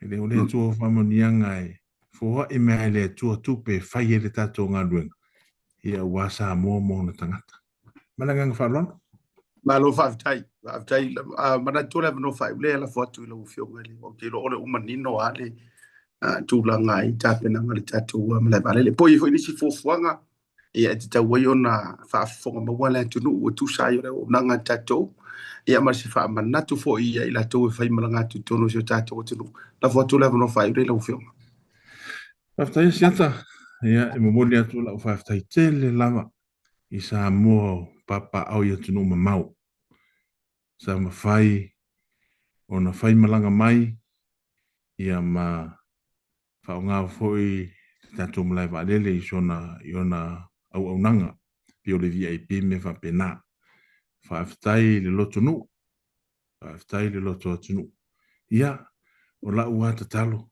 toe o mai masana o mai pea ia o lea foi se au nanga ua le tauta mali ia wha maruru atu e poto ale tautai ia i lawa le taimi se ei foi le tautai lana whainga o lana whaipa ai o loo langona ma loo whaatau ba ia le lei mea uma a wale tausoina o Samoa ia o lau tatalo o lo whangia le tua ia whaamoemoenga uma o le nofo ai a wale saidinga malo i nā tunu ai a tatalo ma mana tua mailo tātou atu o whaftai fwoi molo o tau sao tausoina o Samoa le tele o ala isese ia sai lo fwoi se taimo i luma ta to e militino fo i fleolo ai atu mai afi mo ti fleolo afi mo ti fleolo tato tala noa ma tato fasoa ia dio mai to ai ngai piki o kou ai manu ia tele ia fo le nei fiafi e ngata fo ile lo ftelenga siata le au mau ina tunu ia lo fangia le tua fa mo nga uma e fo staimi to taliu mai ni usila le meo lo ia ile ai ngai ia alo fangia ele tua la uma ia tautai le tua i whaamuemuenga. Ia o te lofu, teimi tatou whelo i nei. Don't forget this is your home. Tatou whelo e steimo i luma. Ai alo fatu. O wholo fatu ia Samoa atua mwheo mo maile nei whaasala longa. Ia malanganga whaaloalo. Ma lo whaftai le tō wha. Le ua. Te dalai wālunga o penga te whailangi e whaafonga usi e Samoa le tō tele. Kei lo lau sunga le isi o ua lo boi loa mai diaspora. le au malanga atu Samoa. O si la fia umaro suafa. Wa si la fia umare tūlanga. Ia langa ile ngata o tātou whātaratara noanga whaau. O lau tau tua male au unanga. Io e ila tātou male whalele. O le me fwele ua ye waka pa ia kunga isi kanga kari ai fwe ngar male whalele. Ia mene mene whamai. Se ata whamore mole po o whainga ruenga. Ia le fionga i whapuri. O whaku. Ea. E masangi ai. Ia ai whapetai. Leanga it makes them feel closer. Ia te autou olo a vea ma ia wa mana tu ola haso ia ke sila fia ola fu ia so aka ko mele vale ku se pior whakaringo le angeru pa umele langi se meka ke va ai se CEO pa tu ai fo ele tai ia e fa vitai ia ono ola tua ma lolo tele I like lo so no ngale na so no mai ma fu anga ngau fa ki le ye tu ta tu fatu mo ka ko ki ia e kau ke feko ai ma ai ole me pito sili e kau ke le o kuku maka ko ngofo mako alia ni mele mali ona oni tau fai e tangata fa mo ngele tu le vanga la fia fila u si ta tu tu so tai pe ya mo le tai mi a lo fa tele atu ya fa so foi mo le fia fi lo vatu a so foi ya mai al fa tatra longa ma le fionga por si le tato mo le vale le fionga ya no manu vao por fionga ya fa o fonu so le e ko ke si le fia o sua fa luor ka malua o sua fa ka ngaloa piko i silinga maka ukia ko ngo sa mo kala o le kanga loa ku mo vao ma le kanga loa fa o fo longo winga e le la iki me fa yer kanga ar kanga foi ki le lo fa ya fa vitai e mo o mia e fa nga malo ni o tato CEOs fa pe nei pe no fa tu lo tala a o tau tua ile HRPP sa avelang se lau pasengi sa ave se lau pasengi lenga o ngā ruenga ia a whaururunga. You have to submit to your leader. Whether we like it or not. O lako, o pouku koa, o lima kamakau i o kaika. So oi whelare mingi skasa i ngā kaimi. Whether we like it or not, penga sa o i o kako mawafo, penga se pole alava, sa whamaungi a ngā lua ele whionga ia whaafonu. Sa ufo i whainga marona tuana i atu, aru tato fo longa vārfonga vāo. O le kapeneta la tau ia marwhainga malo. Ai na tu mawanga ia i le upu e tau o le government of the day. Wane ila le neiteng. Le fo ua suaku le sunga lau le mali e toa malana fo i whainga malo. Ua ia mori mawinga. E le aila. E se a kala saara salakua. E se le sila aku. E o le tangata ia e wha mahaongi a ia i longa kiuke. E foi lá o pale atu la administration al sunga lau le mali e toa. Ma fifi o kum sisira. Oh, we need more. We need more CEOs, public servants like this. Ma ole upumoni ele natia. Tau ke mo miangi kai fa penge le rumanga. A fa ye fa maungi a ile fa ngo QKE a ove ma CEOs. A ole ase si fa maungi anga si kia ile tua. Ia yanga ye fufuanga mo le anga iluma. E mo o mia o mai le ku ai se a nga o kanga kai hako e fa ku kupu mea ia ku kupu ngi mea ia ole salangi nga ale wo to fa fonga sa vai o ka beautiful sa vai I can't wait till kai me ke la ku ma le vale le ala sia ki do passe se ki do Auckland to Asau Auckland to Faleolo, Apia, o Auckland to Asau, Savai, o la vai le Auckland to Asau Orgamaro. Tatuor Marolonga, a Maya, on a fa waula, se kako was yasia kwa, polarmia kongule alinga musu mama, if I lang a drug test, Kakor Marolonga, tatu va wailer program.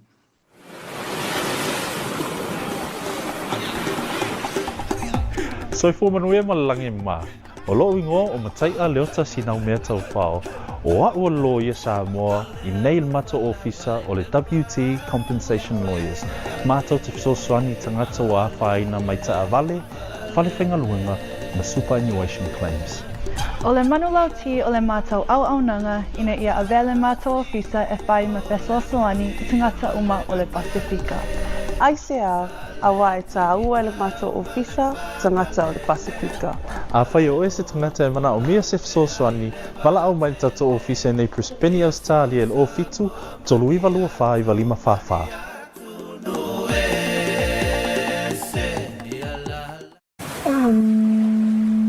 Oi, kau. Come with me. This is where our adventure begins.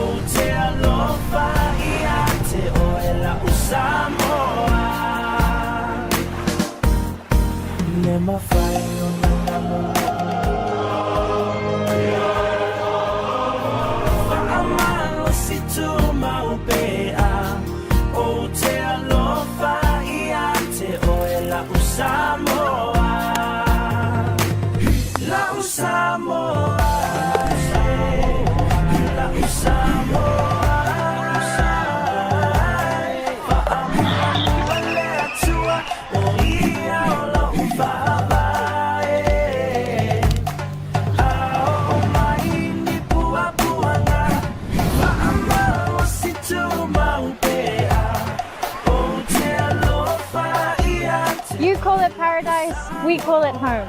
This is Samoa.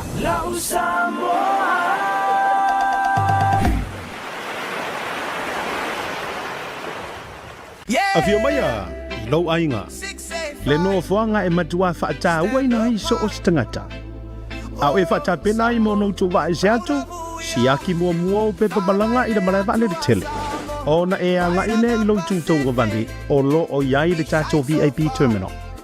Ma e whaanga solo ai loa I le security. O na e ulu whalero lea I se wa inga e matua I maa hofa tele lava no na mātou o fi. Le whaleolo airport VIP. O lono winga, o oe o se tangata matua tahua tele ia te mato. E te se e I le malu o te tonu o matou potu whaatalitali, ma mai moa I ata ti whanga whaafiafianga ma so o se porokalame I a matou wala ata ese ese. O au mea inu uma matau mawha Samoa ese ese mo le taimi mua mua e te tau nuu mai ai e le aiso na te tomi a o whaatalitali ai lau whai malanga ese atu. O nei whamarianga uma e te maua I le na o le se lau sa fulu lima tala mo tangata mātutua a e luaso mara lima tala mo whanau I lalo sa fulu lima tausanga. E paulava le mea e te whaia o le totongi online o na whaali leo lau City I le taimi e te taunu ai. E te whaonga ina so o landa se vahengo le VIP I le pito I lunga po le pito I lana. Mo au whanotanga, Zoom, ia po ni mahalo longa papua o ta pena I lau whai ngamlanga. E sili lava lau ai ngamon, le Whanaiolo Airport VIP ko.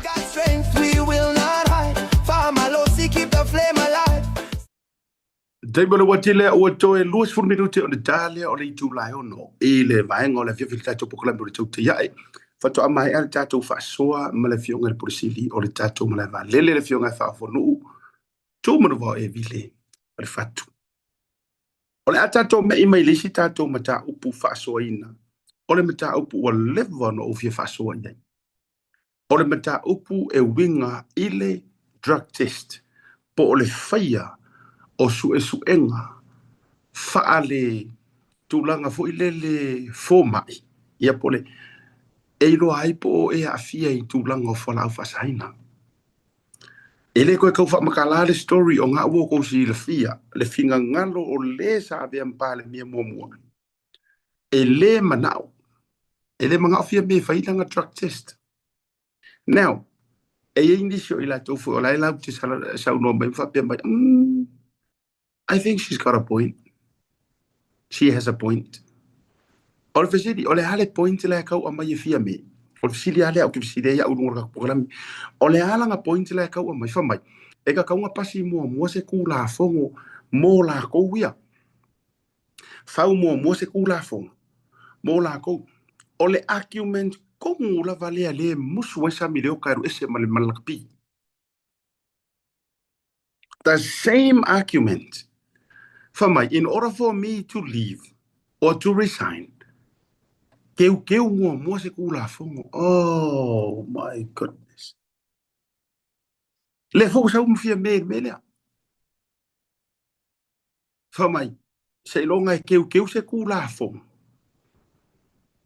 Lea ngai le kakau o nga treatinga la kou. In other words, whapea, ele mawhain ele kakau nga treatinga la kou ie ka o ka i o lea kongu. Whaakasi maka kou. Ea? Ora le winga lau sau ngā lau o fionga le sa whapiko. Ia kuro ka kia sa whapiko ia langa o mamaru o le tunu. Ka kou o i sua whawhia me. O ia o loo sa whai le ngo foa mo loto whanga i kukongo o le pāne mingi. O le foi na ten mel tanga te alfata no nga fawalo lunga ile media lesi le fainga ruenga sa ole ile ngiusi. E atangia mai e lango fo e fia e fawalo le mago fia me. O le fesidi. O ai o kou la kou mo musu wa e faingi kou drug test. O la fesidi le. O le fesidi fo nga ngiusi le fionga pare mia. Why, who are you? E koke mo musu ai. E koke o through the same process le o mai kanga ka uma. Se ka unga menga se si pole ase me koke special. No, honestly. Ole ngo fo. O ngai koke ka uma ia o ka kor pare menge. O sko special ti le ngai ale nga set apart o ko me media. Esa o. A o ye se vai ngor ka ku fa vai e ko ke sa no il par menge wa kanga ka yu ka yaro o ko ai sala eru ma ko pe sala eru o ko ai yu ka yamatu fa kula fa so ale o fa so fa vai mai le kuspa ia o ke lo lo fio fia me ki ri ka ri kongu me fa ki ri sia wa ma fa foi le lenga e a be se ale ka voi le yesu le nga lo fa o te lo ilo te tunu e ki ri sia e ki ri. This is my own opinion. Because fua iau mea ie ke e whaamaranga i mai mamangu mai lunga. E atangia mai a te au. E ke le kirisi angu. E ke le alesi whakula ukala lea. E au ngai whafafonga mai ei o ko umai e ko ke fia lango le mere. E le ai ma sesi o kako ever leave or will be born. E mawhai o nga whaakusa ia Yesu ke riso. E le ai masesi o kākou. E mawhai nga whaakusa ia Yesu. O le ale winga ora ukara. Ale winga rau whaasua koe lea mea. Ai wukou sira fia. Inga ua sau Yesu ke riso ilanga misio ngai fonga ele. O le mea mua nga manga o Yesu e whai. E fia papakiso. Nga fia papakiso. Now, o le ale mafua anga e alai o nga papa kiso re kangaka. O a mafua anga. Anga e ka umer kuspa ia. Baptism for the remissions of sins. Inga ia whaamanga loa ingi anga sala. Born again. Koe whaafowinga. O ha uma renewal, born again. Cleanse. Immerse. O ha uma ko inga terminology fa kirisi yangu. O le mafo angar nga lenga papakiso. Now, does that mean Jesus had sins? Laila nga leu ke fia fa so o ko you think you're above the law. You think you have a special treatment. No. Who are you? Vaya Yesu Keriso. E le po ngā o yo le alo le akua e le se anga sala o kama ima moe o ha umafarangi ngo Yesu. Ai ngā whai ia yoange ia e papa kiso mai ia kia. E o ia yoange, even John the Baptist refused. Why? Because this guy John knew this guy. He's the Son of God. He does not need to go through this process because he's without sins.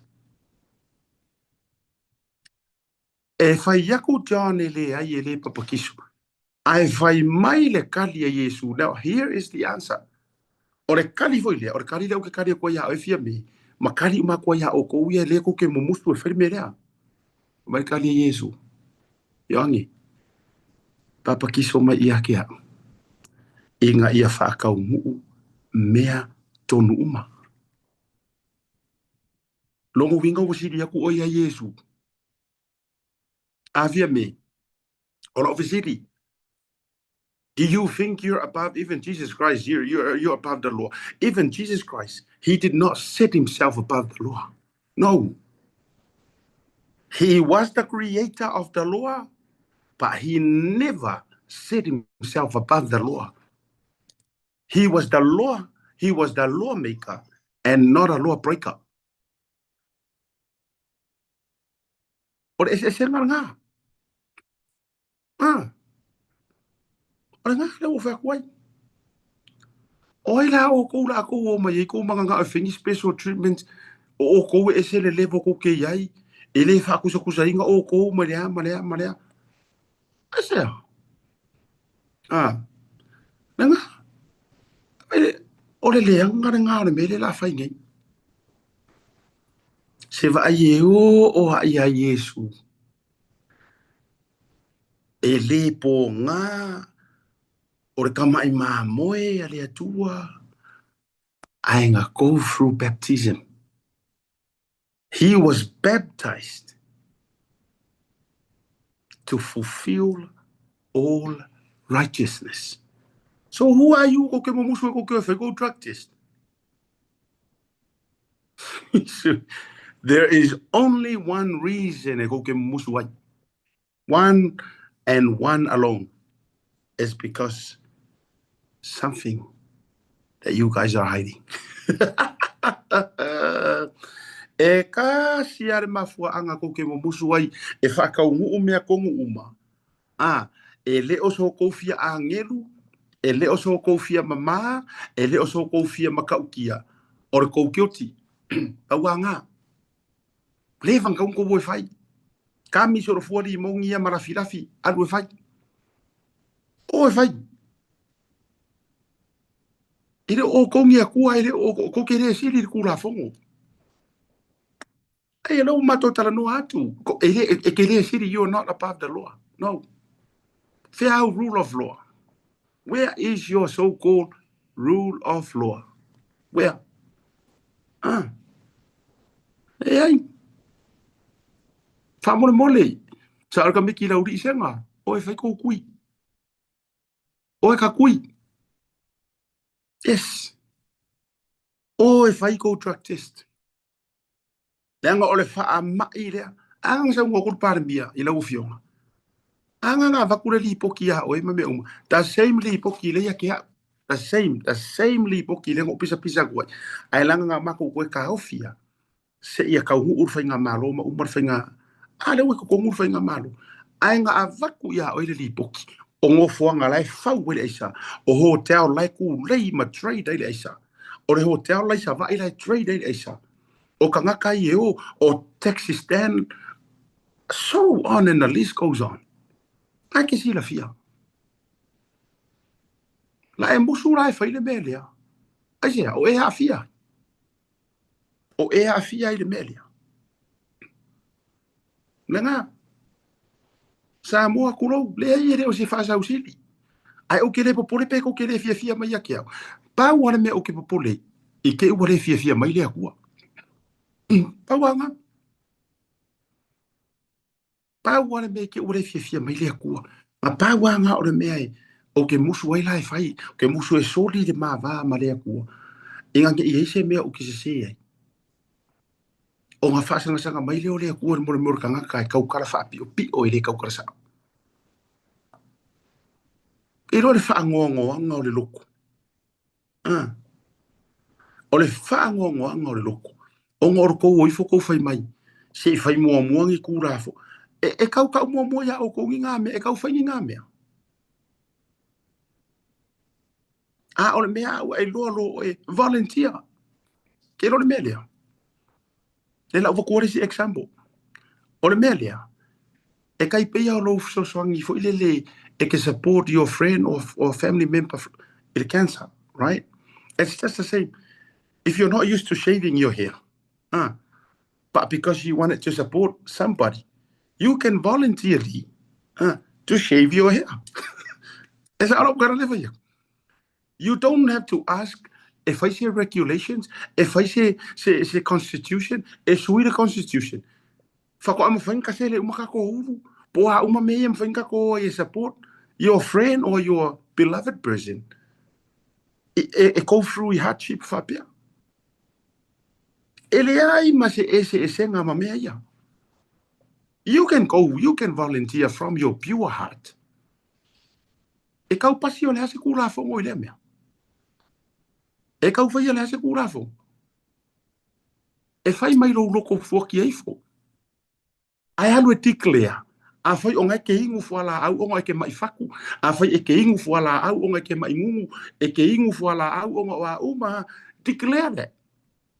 E ke anua whai tiklea whai ai just before I whai lau drug test. Langa rau, I'm gonna do this for the sake o le aku ngu for le. Ai kau anga whai loa. O la whang fuala au ia. O pepe fuala au ia. E ke ua whai se kousiaki ai consider e kui. Maa. Ai kasi ale mafua anga e ke musu ai fwe mafau alo musu umarisko o kele ai sea le anga o kou ingoa ia lau mangu ia kua meia o kou names ia lau mangu ia soro mai kua ile kasi ia soro mai kanga ea e kasi ale reason e musu ai kangaka e la ngā le ngu fetu o kasi o wha ngoa i ngei kua i ngā kai e o mai ai mo musu e o mai e whai maka i mua. Aka o kai. Wakure si whake ka inga. Ko ke roko. Levanga whio hai o Yesu maonga so. Ai lakuare whawhinge. Lakuare whawhinge marisua hau ala pasa. Lakuasa sa ailonga laulu ai mulu ai vai o Yesu. Alele whaakarikari ale awari i e whewhua i ma Yesu. Se I pasi se kūra whongo whako am whaingo i fwe. E wha me maula ko sua hau e muru ai wa Yesu. Ale nga wheo sofi whaikau kuspai. Wheo sofi urore mai tina. Mai maula whango ala pasa e kaunga kāre whaakau misau kupi. Ngai. O le winga leo ke whai aku ai. E iai le me ka ue ke ui le process. E iai le me ka e ke whai mai I lo loko le lei. E le mo o mia hai fua se kūra whongo I pasia. Ai kasi lava le mafua anga. O ngā olo I aingi mea olo ngā ngā. Auanga. E ro e ngā ngō whangoangoa. Nā ngā ua peiwa kou sili a kui rungo o mea ngā whai e Yesu. Ia, le o wakua reo o kako sa awakur whake kai ngā. E le mo o mia se papakiso Yesu. Ai sea. E ngō i o le alo le akua. Ai ngā alu a papakiso. Ai sea. Ngā alu papakiso I ngā ia whakau nguu mea tonu uma. E rani mea ringa musu fia me ke aro I whailau drug test. Kau whakari fōre hase I pasir ngā kūra whongo. Pese I kau whaise kūra whongo whapikua. Pese I kau wāmam. Ai sea. Kasi al mafuanga.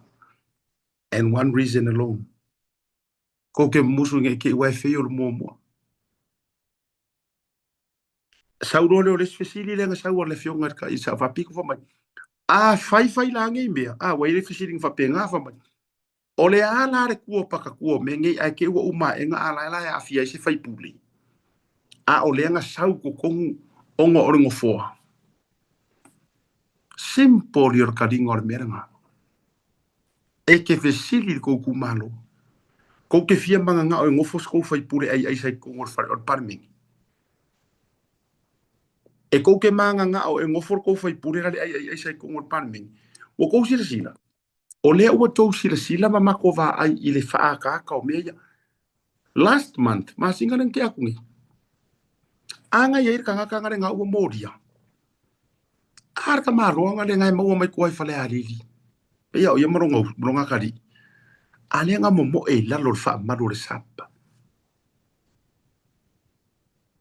Anga le ua maua mai e leo le aisa. Po le faa kaunga le aisa, po le ulanga le aisa, po le kure ingo le aisa, o le aisa, o le aisa. A le hale wingo le faa mitalanga. E o se ingoa le leila o fale alili. E fia ai le iku maro, pe ang faa pengila e saur ka maro le iku kong. O fai ngā sala maka ngā me fai. Kasi ar kari o mea ia. A fai lau drug test e wha maungia. Kuri wha maro lo mare kofi fai pule. Kuri mare pāle menge. Ai ave fai su criminal. Wara ko ke mo musu. Wha soar ngā. A ke lengi o kou whaku.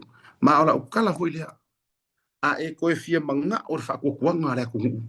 Kua lalo leo kwa kore fionga sa whapiko. A e koe fia mana o e maa loinga, if you want to win back the souls and the hearts of the people, go do your drug test. Yes. Do your drug test. Come clean from all these things lea I cases ye kua iai oe. E lau mangu iai lo sua fai I le merenga mari wasinga vayanga. I lau ako, e le fongi, tablets, o hau mangi mea. Yes. E mo o miar kam clean o oi mea ia. Leanga o le ua maliu pengi a minga. A o le ua maua re wha makalanga ma re wha mau maunga. E whaisi ke le o ngai mea ia o e ie so kanga I. Yes. Ke le a la le mo o mianga o lo kam clean. Tai, real talk lau whako. A e koe manga o e koe sila le kungu o o le puringi sesi. Just like inga ua mai ale paya inga o le lua wherua kasi. O inga ua whaakula I mai le lua wheru sumar kasi. Tenga sila ai e a kungu uma vaku whaalolonga maurunga. A e koe finga ngalo e koe foi mai le mamalu le ala ufionga sa whapiko a e maisir koe kumaroro kufanga e ka kau o kounga iar kou whai pule. Whailau kui.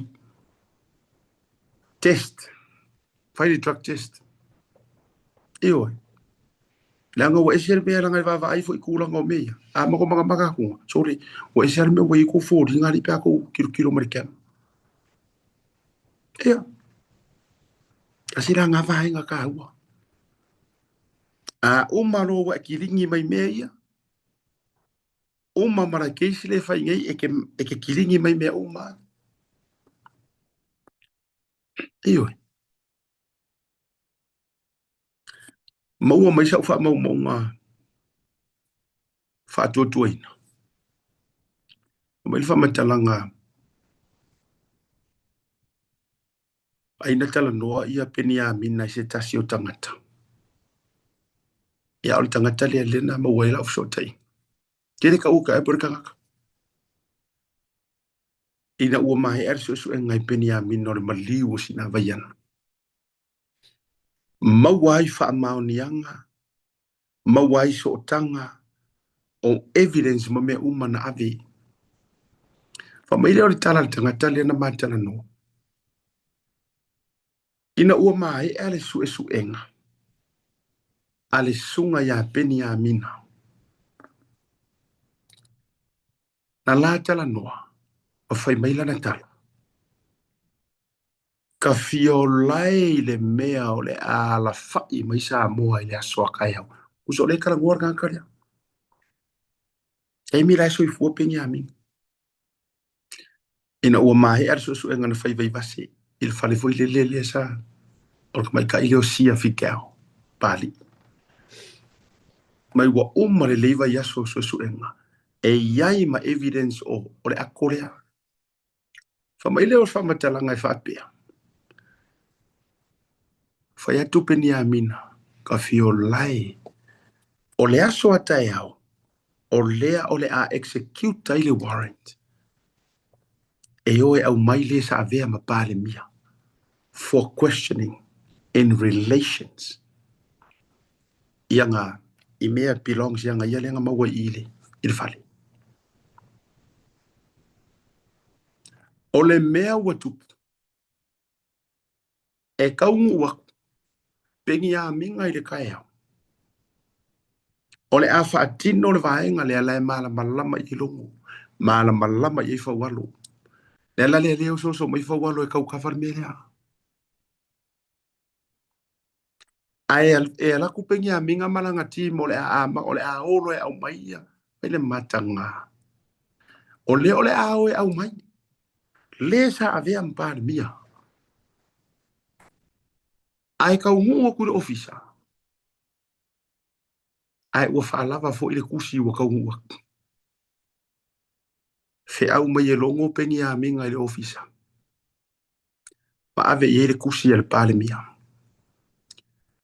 O le ua whakonguinga o le polo inga mai le pale mia. Kau wala mai le mingiska o leo. Inga ia polo inga se isi su enga fo. I remove ese pengi a minga le case. Lela lea Samoa. Ngo u whaalongo ku loa ua musu pia me whailanga drug test. O whaalongo a pea isa. Yes. Lai ya masoifua lai ko kongu. Lai tio neo. Lai soifua lai ai fo i Samoa. Le kangaka. Lea nga mawhasoa. Nga whaasoa i ai pengi a minga. Ma whaamakala uma i ai le melea. Melea. Ka penga le leila u case lise. Makua i e ka penga le lei. Lea nga ola i ai fo i le kangaka. Nga ke mori ma winga le case lea oi. Longo winga Samoa e le se sela le case lea. Le waka waku. Le ua ufa ailoa. I know ngai ko ke la mama ia o mai Samoa. I know lai ko ke ngau mai o la kua makua i kou le fia. O ka au ke pole. Se i umalele ia nga kilia e se fo i wha masingo i e whale kongu Samoa. Whako a sa vali a kuro marka malo. Ai le ia le vatu lunga. Anga o lai ei mo ni maule Samoa. Ua uma fo i nga o fau inga. Pa ave la ua lalo i siu sosiasi. Nga kasia. Ia e loko kele. E mo o mia o e ile. Ara me fui lai le lei. E ringi kama i evidence fui lai ngufu margaka. E oi. E ringi kama i meo lai ei hoi anga ia la ua whakarangoa inga. Tanga o se, kangaka makua i faa kua inga. Ele sunga ya peni a mina. Longo winga Samoa ko i kiki. Lea lawa o fai atu le fia file nei. O inga makua i maka hika ya fia me. Ngau e loka lo lauri. E wo mawar mafuanga. Leanga sa o wonder. Samoa, I was wondering why ua makua o onga ya fia me le whaakamari i ma le whaakupu ala auringa ave. Yes. Makua i o fili lo mafofau. I even question le sunga la aulia maria ko i singa malanga. What have you done? Like, honestly, like, honorable, what have you done? Ele lope wa fia se mea onga waika lo makua yawe. Ira kai miranga manatua. O le kau ke ngau umai koe keu. E koe faisi so kanga lelei. Le ngai kau kire i manga ngau ma le pere fast. E o le sau a faualo. Ko se sira la so le nga fa ko la papa kiu fo ile. E ngai la papa kiu le nga live atuai ala mo ke la lo fale I luma o lo fale manurewa. Male fionga ya faualo. Mo ko ka minga la wa ma ka nga far fonga va. E yo o le fionga ya faualo nga o I plead to him for ile. E yo se fie so vale alanga e ilo ka ko duty of care. E ilo ka loko fo ile ko alfa o fa walo se maria ia. Just do something fale leile fa la auli ma fie me what happened? Fili lo ka ma fa. Ai kasiar mele ka mi me fa walo. For my or conspiracy le ku ai auli. Or mele le nga umang ave function. Ai lilo I manga ku Samoa nga saungi pengia minga arrest fie me. Lai lo longo I kingo niuris. Eu kawa. O ke le lo sunga lauder mali to pengo nga sira fier nga mea. Wa ke lo ye mea la wo block mai sia mingiska pa le wo fa yakua. Nga makua I ka penga nga malo so enga le nga fai vai vase I le maliwo singa vai yanga maua e pengia minga evidence. Remember o le whaalanginga o pengia minga e ka ua e anga poisi o langa team. O le pule o maliu. He was the only one, may not be the only one, pe ko fia lako. O pule o maliu nga wenga whaaleo leo. E le mawhainga removing a se king o maliu po se mea se ilonga e kau hu o pengia minga. O kukau mo mai la. Samoa. O le alanga ka penga o le arrest ia pare ia fia me. O le ka penga ia. Le anga o le kala le arka ngaka lea.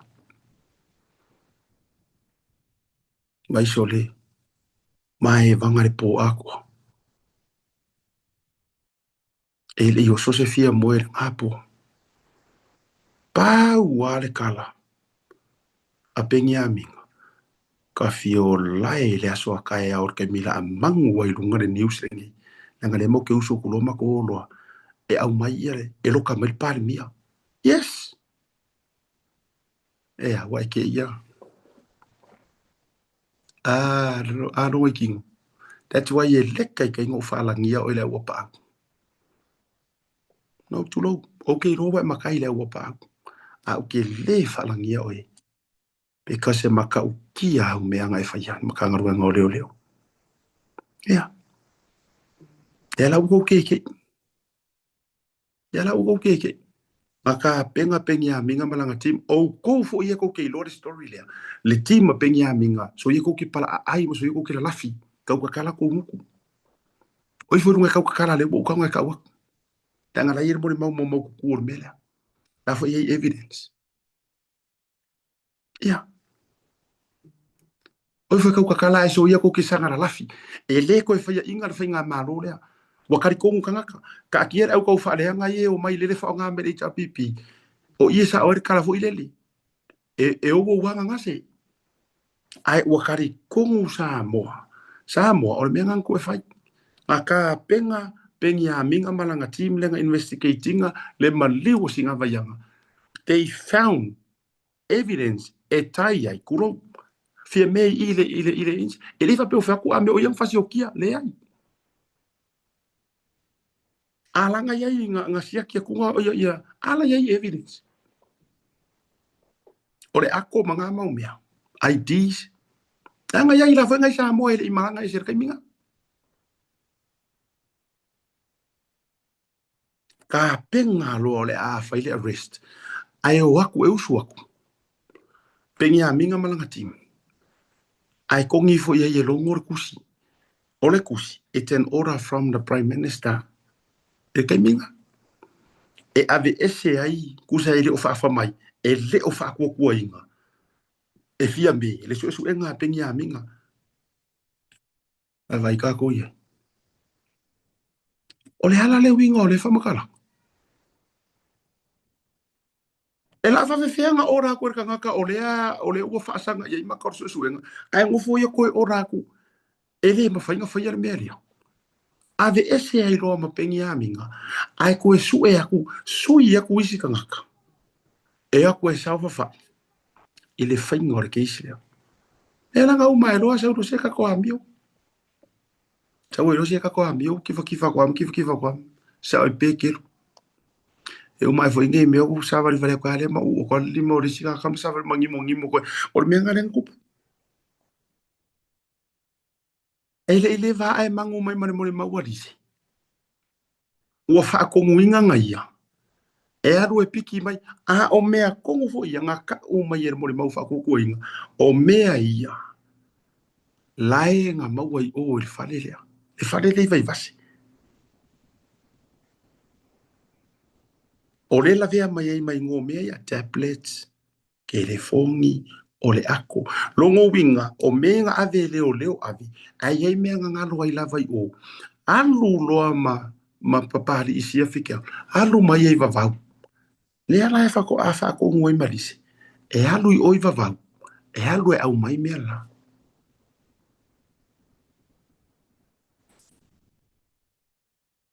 E rol mafu anga wale ingo koe kango whailo a kuri whaenga le. Le anga wo uloanga.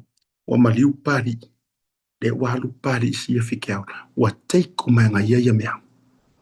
Koe pauare keisi le kau ke kāpenga kui. Koe keisi ar ko whinge alisi. O umanga ave la ufaukuanga.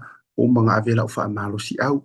E iei fo i leisi uso a media whaasala lau whaakua inga i Samoa. Wa mae ale lei onga fisokai. Ma ua uma fo onga fisokai iei le mori maula. Ta koko kufa kasi. It's about time ka koko kufa kasi. Se ima kua expose ngei kua inga ka lea lo lofa vapengi. Yes. Yeah. Ela nga o mafuongo fasoa me fa maruru ko pa yole ku maloma. Ai wo ke fe ka me ke ulang a fa ko ke le ulangi me. A fa fo yo nga ka ngar me ko ke mara malama. A ko ngo ngai ko ke mara malama ke ke uru ma fa le mayor ko ka ngaka. Mari era ko fingaro. Ka ofia ngar me nga ke ro. Ka ofia ngar me nga ke ro. Ai se me la inga a fa ya ke le ro se me ku a. Fa nga ka ro mara malama me nga. Ai ua mafua no tu eva tuar vanga leilu. Onga ole mo musu e fai go drug test. Tu loa, ele se fasili al par mia. Oi oko, e lo se fasili ele anga nga mea. Ora fasili. Ai se ala ko mafau fau, oi ko ke siri a kuirungo iska ngaka. E ai ele fa pia kuloa, la vai le fionga par mia. Lai manino, ele fa pia a par mia. Nga siri a kuaila ia le irunga ri kuro. O kako uma o tangata nuu o Samoa. E o le fionga fong whikarai o manga sa ua whapenga. Tako me ima iei. Mela le wha uma koe wha soa i lau vaenga le. O e whai go drug test. O e whai go drug test. Yeah. Ka penga le lei. A wā o ia e wha maungia lei o ko. Tatou me i mai. Ia, o le meta upu le fionga ia ta yoli se. Ia, o loo, ta oto pia mo le nei taimi. Vai atu fo i tustu singa ma le tele o. Maua le loto tele lau fionga. E so malua me se foi sofre tua. Pea na vai atu. O fea o le aari lifa ia i le vaenga. E mai se o le inconsistence. O whaai unga fionga i whamsinu. Ta si le vaenga sa fata vai monga tolu e me se foi fale ali di tasi o I le tatalo atuai e mo o miai le tatou lua vai tolu le mo mia whangaroa kasi foi le kumalo mo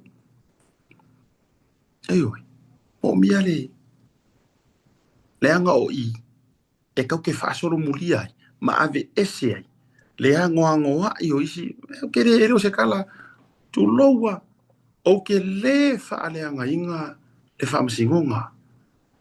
Ai ao ko fasiri because I am entitled to my own opinion. Ao ko fasiri mai e so whakukuanga to me personally le so koe whakukuanga.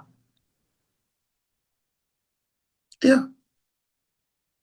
Le whatalila o apili le whakati. Lenga mankufola so rufuru valu lenga ora lenga refuse ai fo ia le fionga le whamasino Ya, tire ale te fatali langa la wo to avele apili. Ka apili e fai unga. Ola le wingo lo tano. Le le mea mangala manga o evakua u Samoa. E le mawhai ngā vakua o presenta o evidence i lungo le. Ole AVL. Yenga. Ole hase o hau le kangi.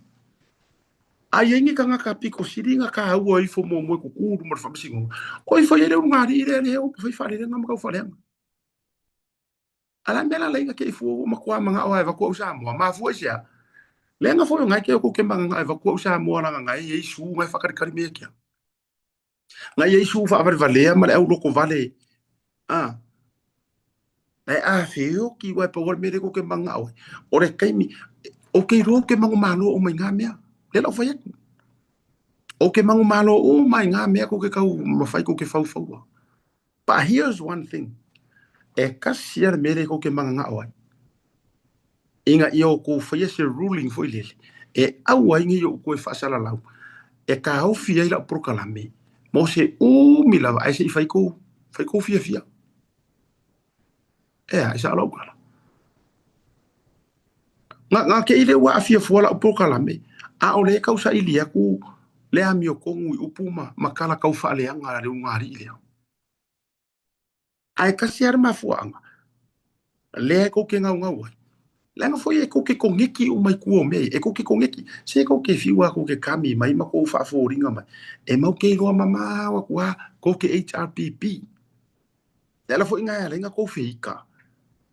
E ko feika ke le pe a kau kara sa. O le ela le fainga me la le mo fainga ma ko kala. A wai e fa exposing ar ko ola pio. O ai. O ke le kau whaleanga. O ke le tau whaleanga tu. A o ai la ka ngofi e fa i loa i kanga. Lenga ora ma ko kiu ke le familia. Lenga ngai always lava. O ke le i fa ko koinga ko loa la fionga ka mai kai fa masingu. Ko loa e a rosela. Me whainga ngofi ngā wela uloia. O ke manga e apiri langa fa i unga aisea. Lenga e conflict of interest longa li foroke la o makau. Pe a whaila ka ko woro i mengi. Lenga ore si e uia o i kau whale anga runga hari ilea. Ailanga o kei loa o la yei mea lai hurta ia kia. Lenga fo i leo ngō exposing ngā kunga le forensic audit lea la vea ai ma le whare pui. La vea ai ma le official ngupi whaisa vai. Ma whale ia lenga le koe su. A ore kong kalake ai. Ore kong kalake. Are ko alua o le whamasingo lea. Lai ngā la vea ai mea ia. Vai. Ore ko alua o rosela. O le uso kia la vea. Ulo kia la vea. E ngai kaungo whailo haku mea. Ia mangingo o ile haku. O e kia la vea. O le isi li makamakau leo kula e para HRPP. O longa uso la. Le ia ilang kongka lake le whai isi ngaruenga ia. Leo ke kure ia kua. Koe oret whai ia mea ia. Po sao kau. Karangoa mai la Samoa. E le ika ila whamsingo lea. Whamakala ele o ia le sikanga ka le whai lea. Isu. Oh my God. Ki roa wai ngir whaingo ngai ka kou me e whai Samoa. Kusa pu wai whaingo a ka haiku hui. Si ea ka whasio kanga ka hui. Kawa hui e. Ngai kanga ka hui e le escape mai ma leo le hanga hui ngai a. Ai wa mauawa ngoi so rai. Ai koe ka pu e mai eisi leo. La lai suru fanga ngai kanga kai ngai leo. Kusa lai. Lai suru fanga whape ua mau se mapusanga. Ai koe o mai a leo bad cops. Koe mai a leo koe o koe ave. E mai a kungai kanga kai renga escape mai. Sorry. Whame o lai ave o koe ave sa o koe ave leo ia le. Sorry mea ngā leo o ia kura ufai. Kusa nguka mapusanga aku whapeka ke mapok se whamasingo. Ai runga ai sa unga le background o whamasingo. Oh lai. Ia ai awe konge ki umai kua. E mau ki ngoa lai ka mi miro i kua whapea. Amai sa more ringa si. Ka lo whai. Ka whiwhi, ka whiolai. Ia, ore vaenga le nā. e le tūlanga o whainga o whai unga nei mea o whamasino. Tātou o mai le tātou mata upu whai ue whasoa ele nei vanga o le fiafi.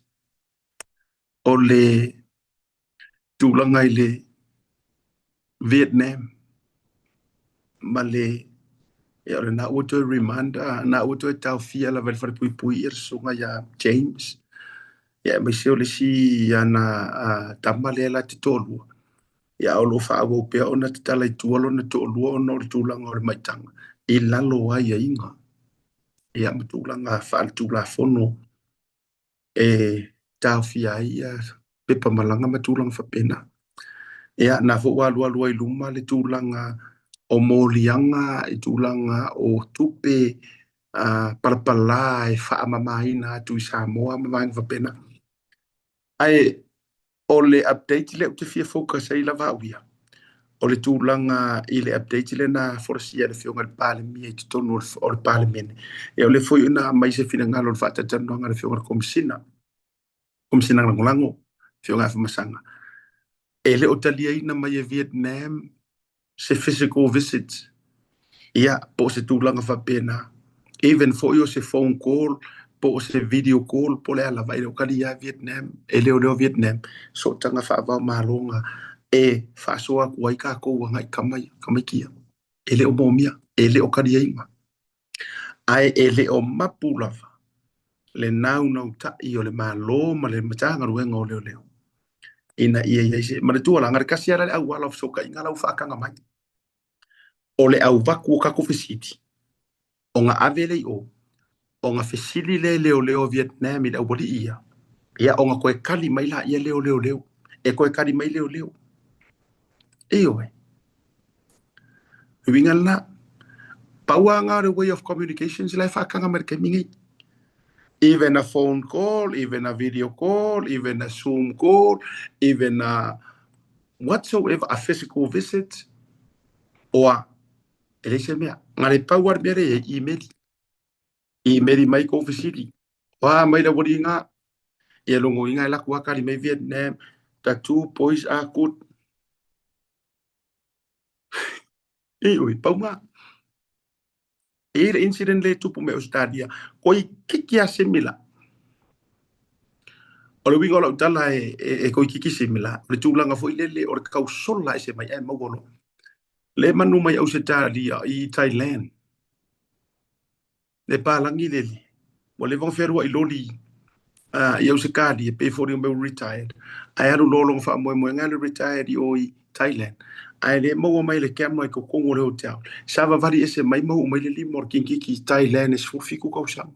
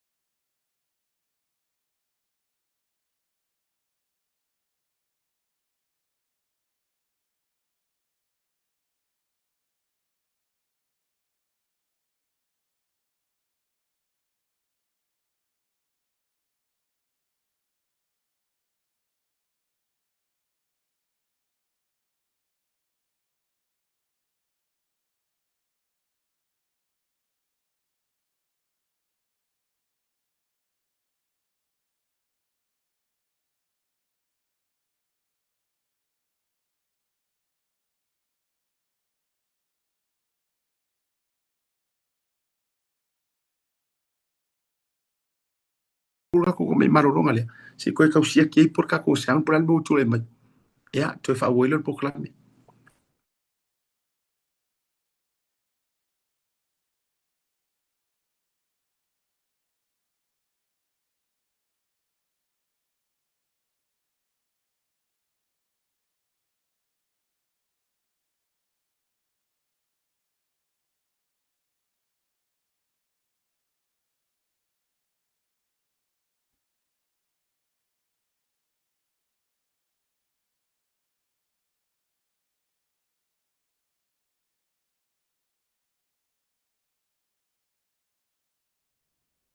ya te bro wati le ua to tol mi hutun afalo le tu la e ono ile tau tu fa wa ya o te lona u to o ke kur ka ku sang pe ha ya ono nai produce mai sa molta to wa por kala mea lo ke ngofu in America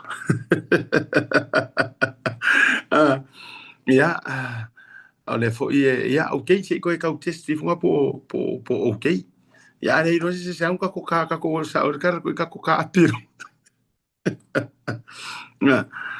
ya ile nei vanga fo yo le afiafi ya au te loa ya ole a fa ngata ili tato proclame ya te lo foi le fa le tonu mal tato wa isamo ya ai ole a fa mutal tato wa proclame te lo foi la wa fa wa la tele a fa ole ono ya la fa sumatasi ya ai na ona to fa mana tu atu ya na inicio ai nga fo yo le tupu fo le weekend mala weekend la so tai ya le malanga tu ye matusi mato au kirkiti ya i o le Universal Studio ya fata fa wa fo la so tai ya wa fo ya mo wele va no nei le fo ye tunu ya o telo ta wo ngal proclame ne va ngara fiafi kere ngai va nga o que fa so ya fa torpo ya mole a so tai ya ai mo nei va ngole fiafi ya ona i motunga afalena e foi se la manga o le tu mari la foi fonga matele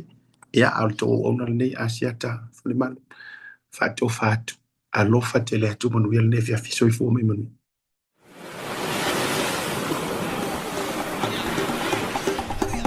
So fo manuia malangi ma o lo wingo o matai a leota sinau mea tau whao o a lo ia Samoa i nei mata ofisa o le WT Compensation Lawyers mātou te fisoswani tangata wa whaina mai ta avale whale whenga luenga ma superannuation claims. O le manulauti o le mātou au ina ia avele mātou ofisa e whai ma fesosoani i tangata uma o le Pasifika. Ai se a wai ta ua le mātou ofisa tangata o le Pasifika. A whai o se tangata e mana o mia se fisoswani wala au mai tato ofisa nei Crispeni Australia el o fitu tolu iwa lua wha iwa lima wha.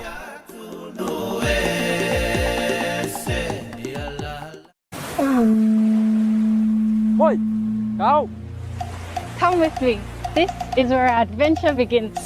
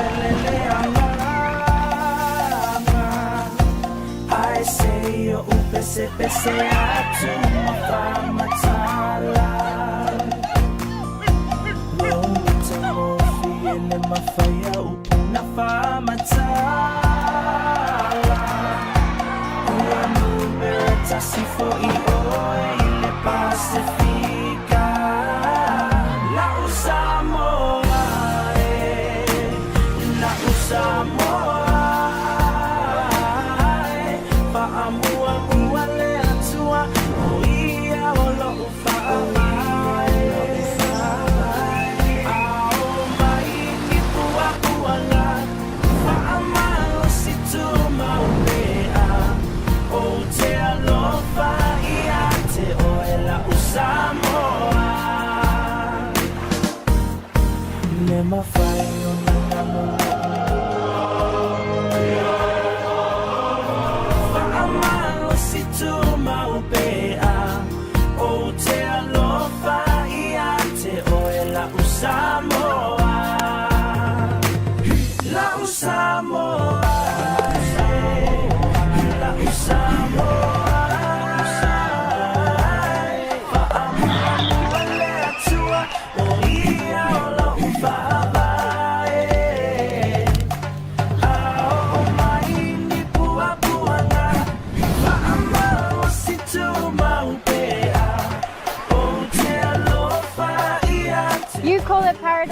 we call it home. This is Samoa.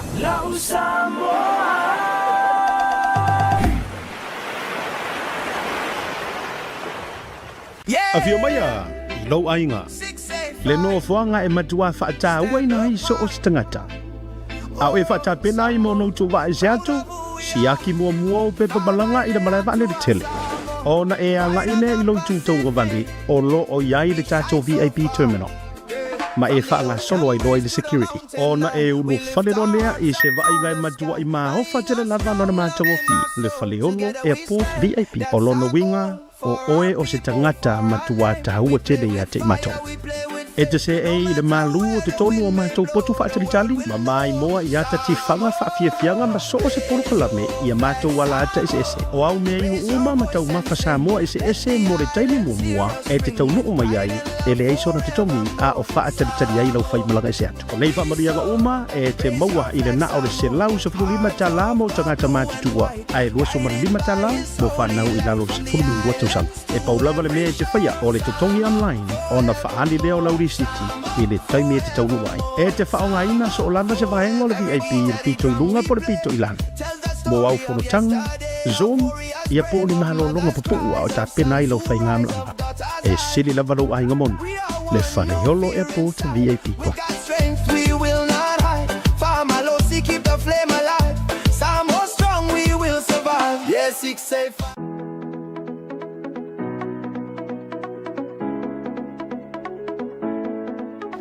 Hey, have you signed up with BlueNet yet? No? Well, let's fix that. Head over to www.bluenet.co.nz and hit Join Us today. All you need to do is fill in your name, date of birth, phone number, and a few other details. This helps us get you set up faster. We'll also need a photo of your ONT serial number and your modem. Not sure what an ONT is? Don't worry, this is what it looks like, and every house with internet has one. And make sure you have a valid ID and a utility bill or government letter to confirm your address. When you join BlueNet, you're not just getting fast, stable internet. You're also supporting shows like Tautaiae, Breaking Waves, and Sports Salanoa. Your BlueNet subscription helps us bring you more content.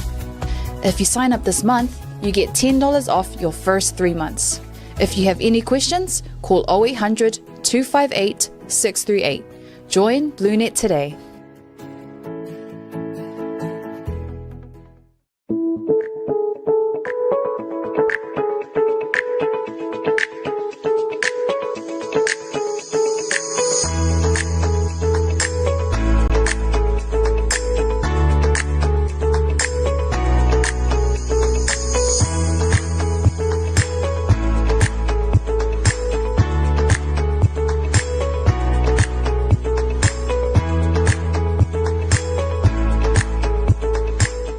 Mo le whaongaina o le talo for voucher.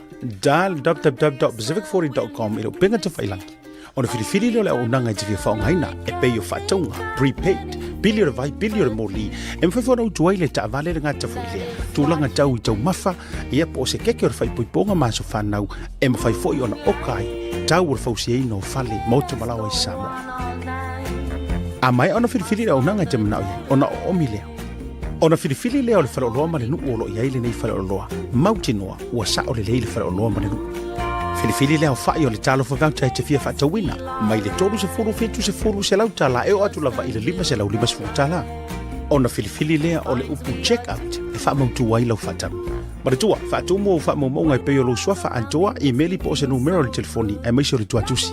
Molo ainga i Samoa, manatua, whaatu mua le swafa ma le numero le telefoni. E lua awale mfona e tutongi na ila u whaatau. Olo o amanoa le online banking mo New Zealand, ma le visa card, ma le debit card mo so o se vaenga o le lalangi. A mai aloa, ona submit leo o lau whaatau. O le temi la vai mai ai lau whaatau, o le awhiti se wha ai loilo i lau ainga i Samoa, e alai se whiautustusia i le telefoni po o le imeli. E wha mautu wai le whaatau. Manatua, Pacific 40, ma le talo whawauta.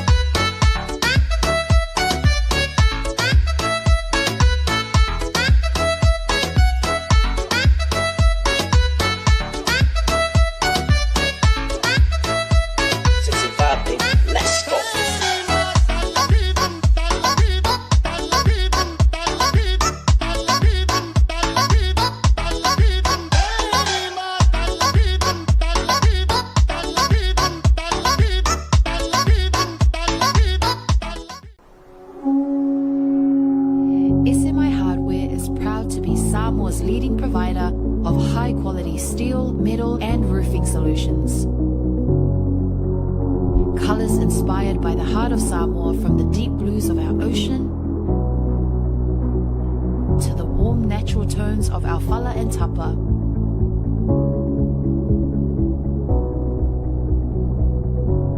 To the vibrant greens of our island plants. With over 12 colors to choose from, you can find the perfect look to complement your home, business, or community project. Built to handle the sun, salt, and storms with strength you can rely on for years. For durability and for style, SMI Hardware is your #1 choice.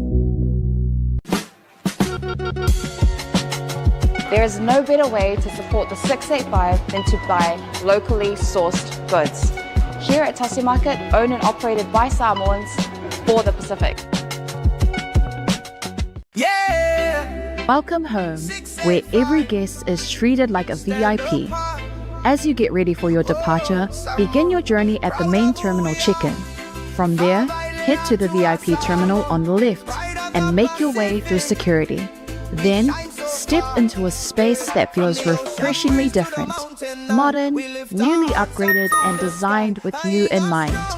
At Paleolo Airport, VIP isn't exclusive, it means everyone matters.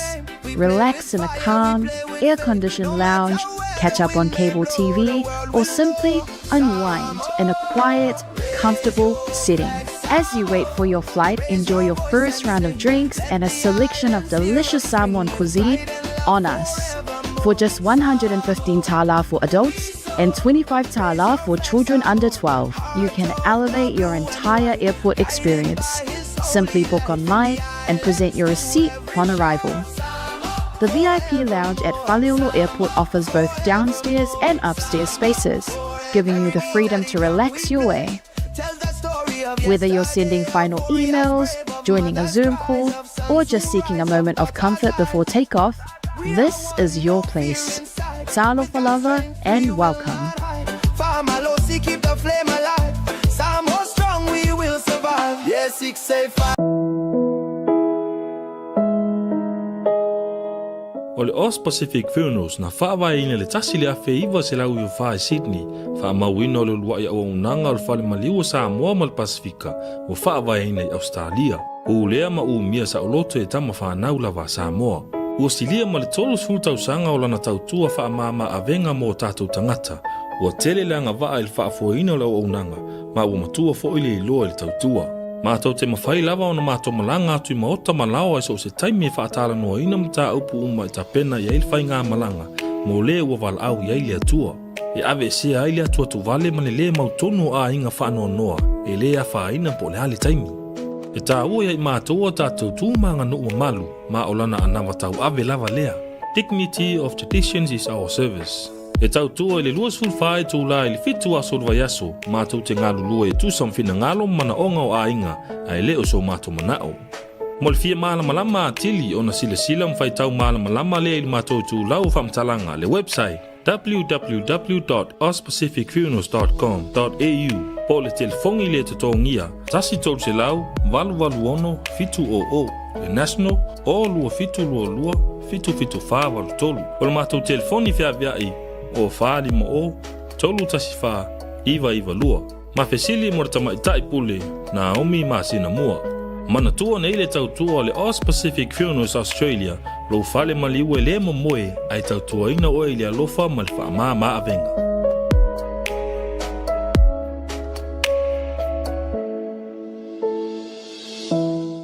Where do you go?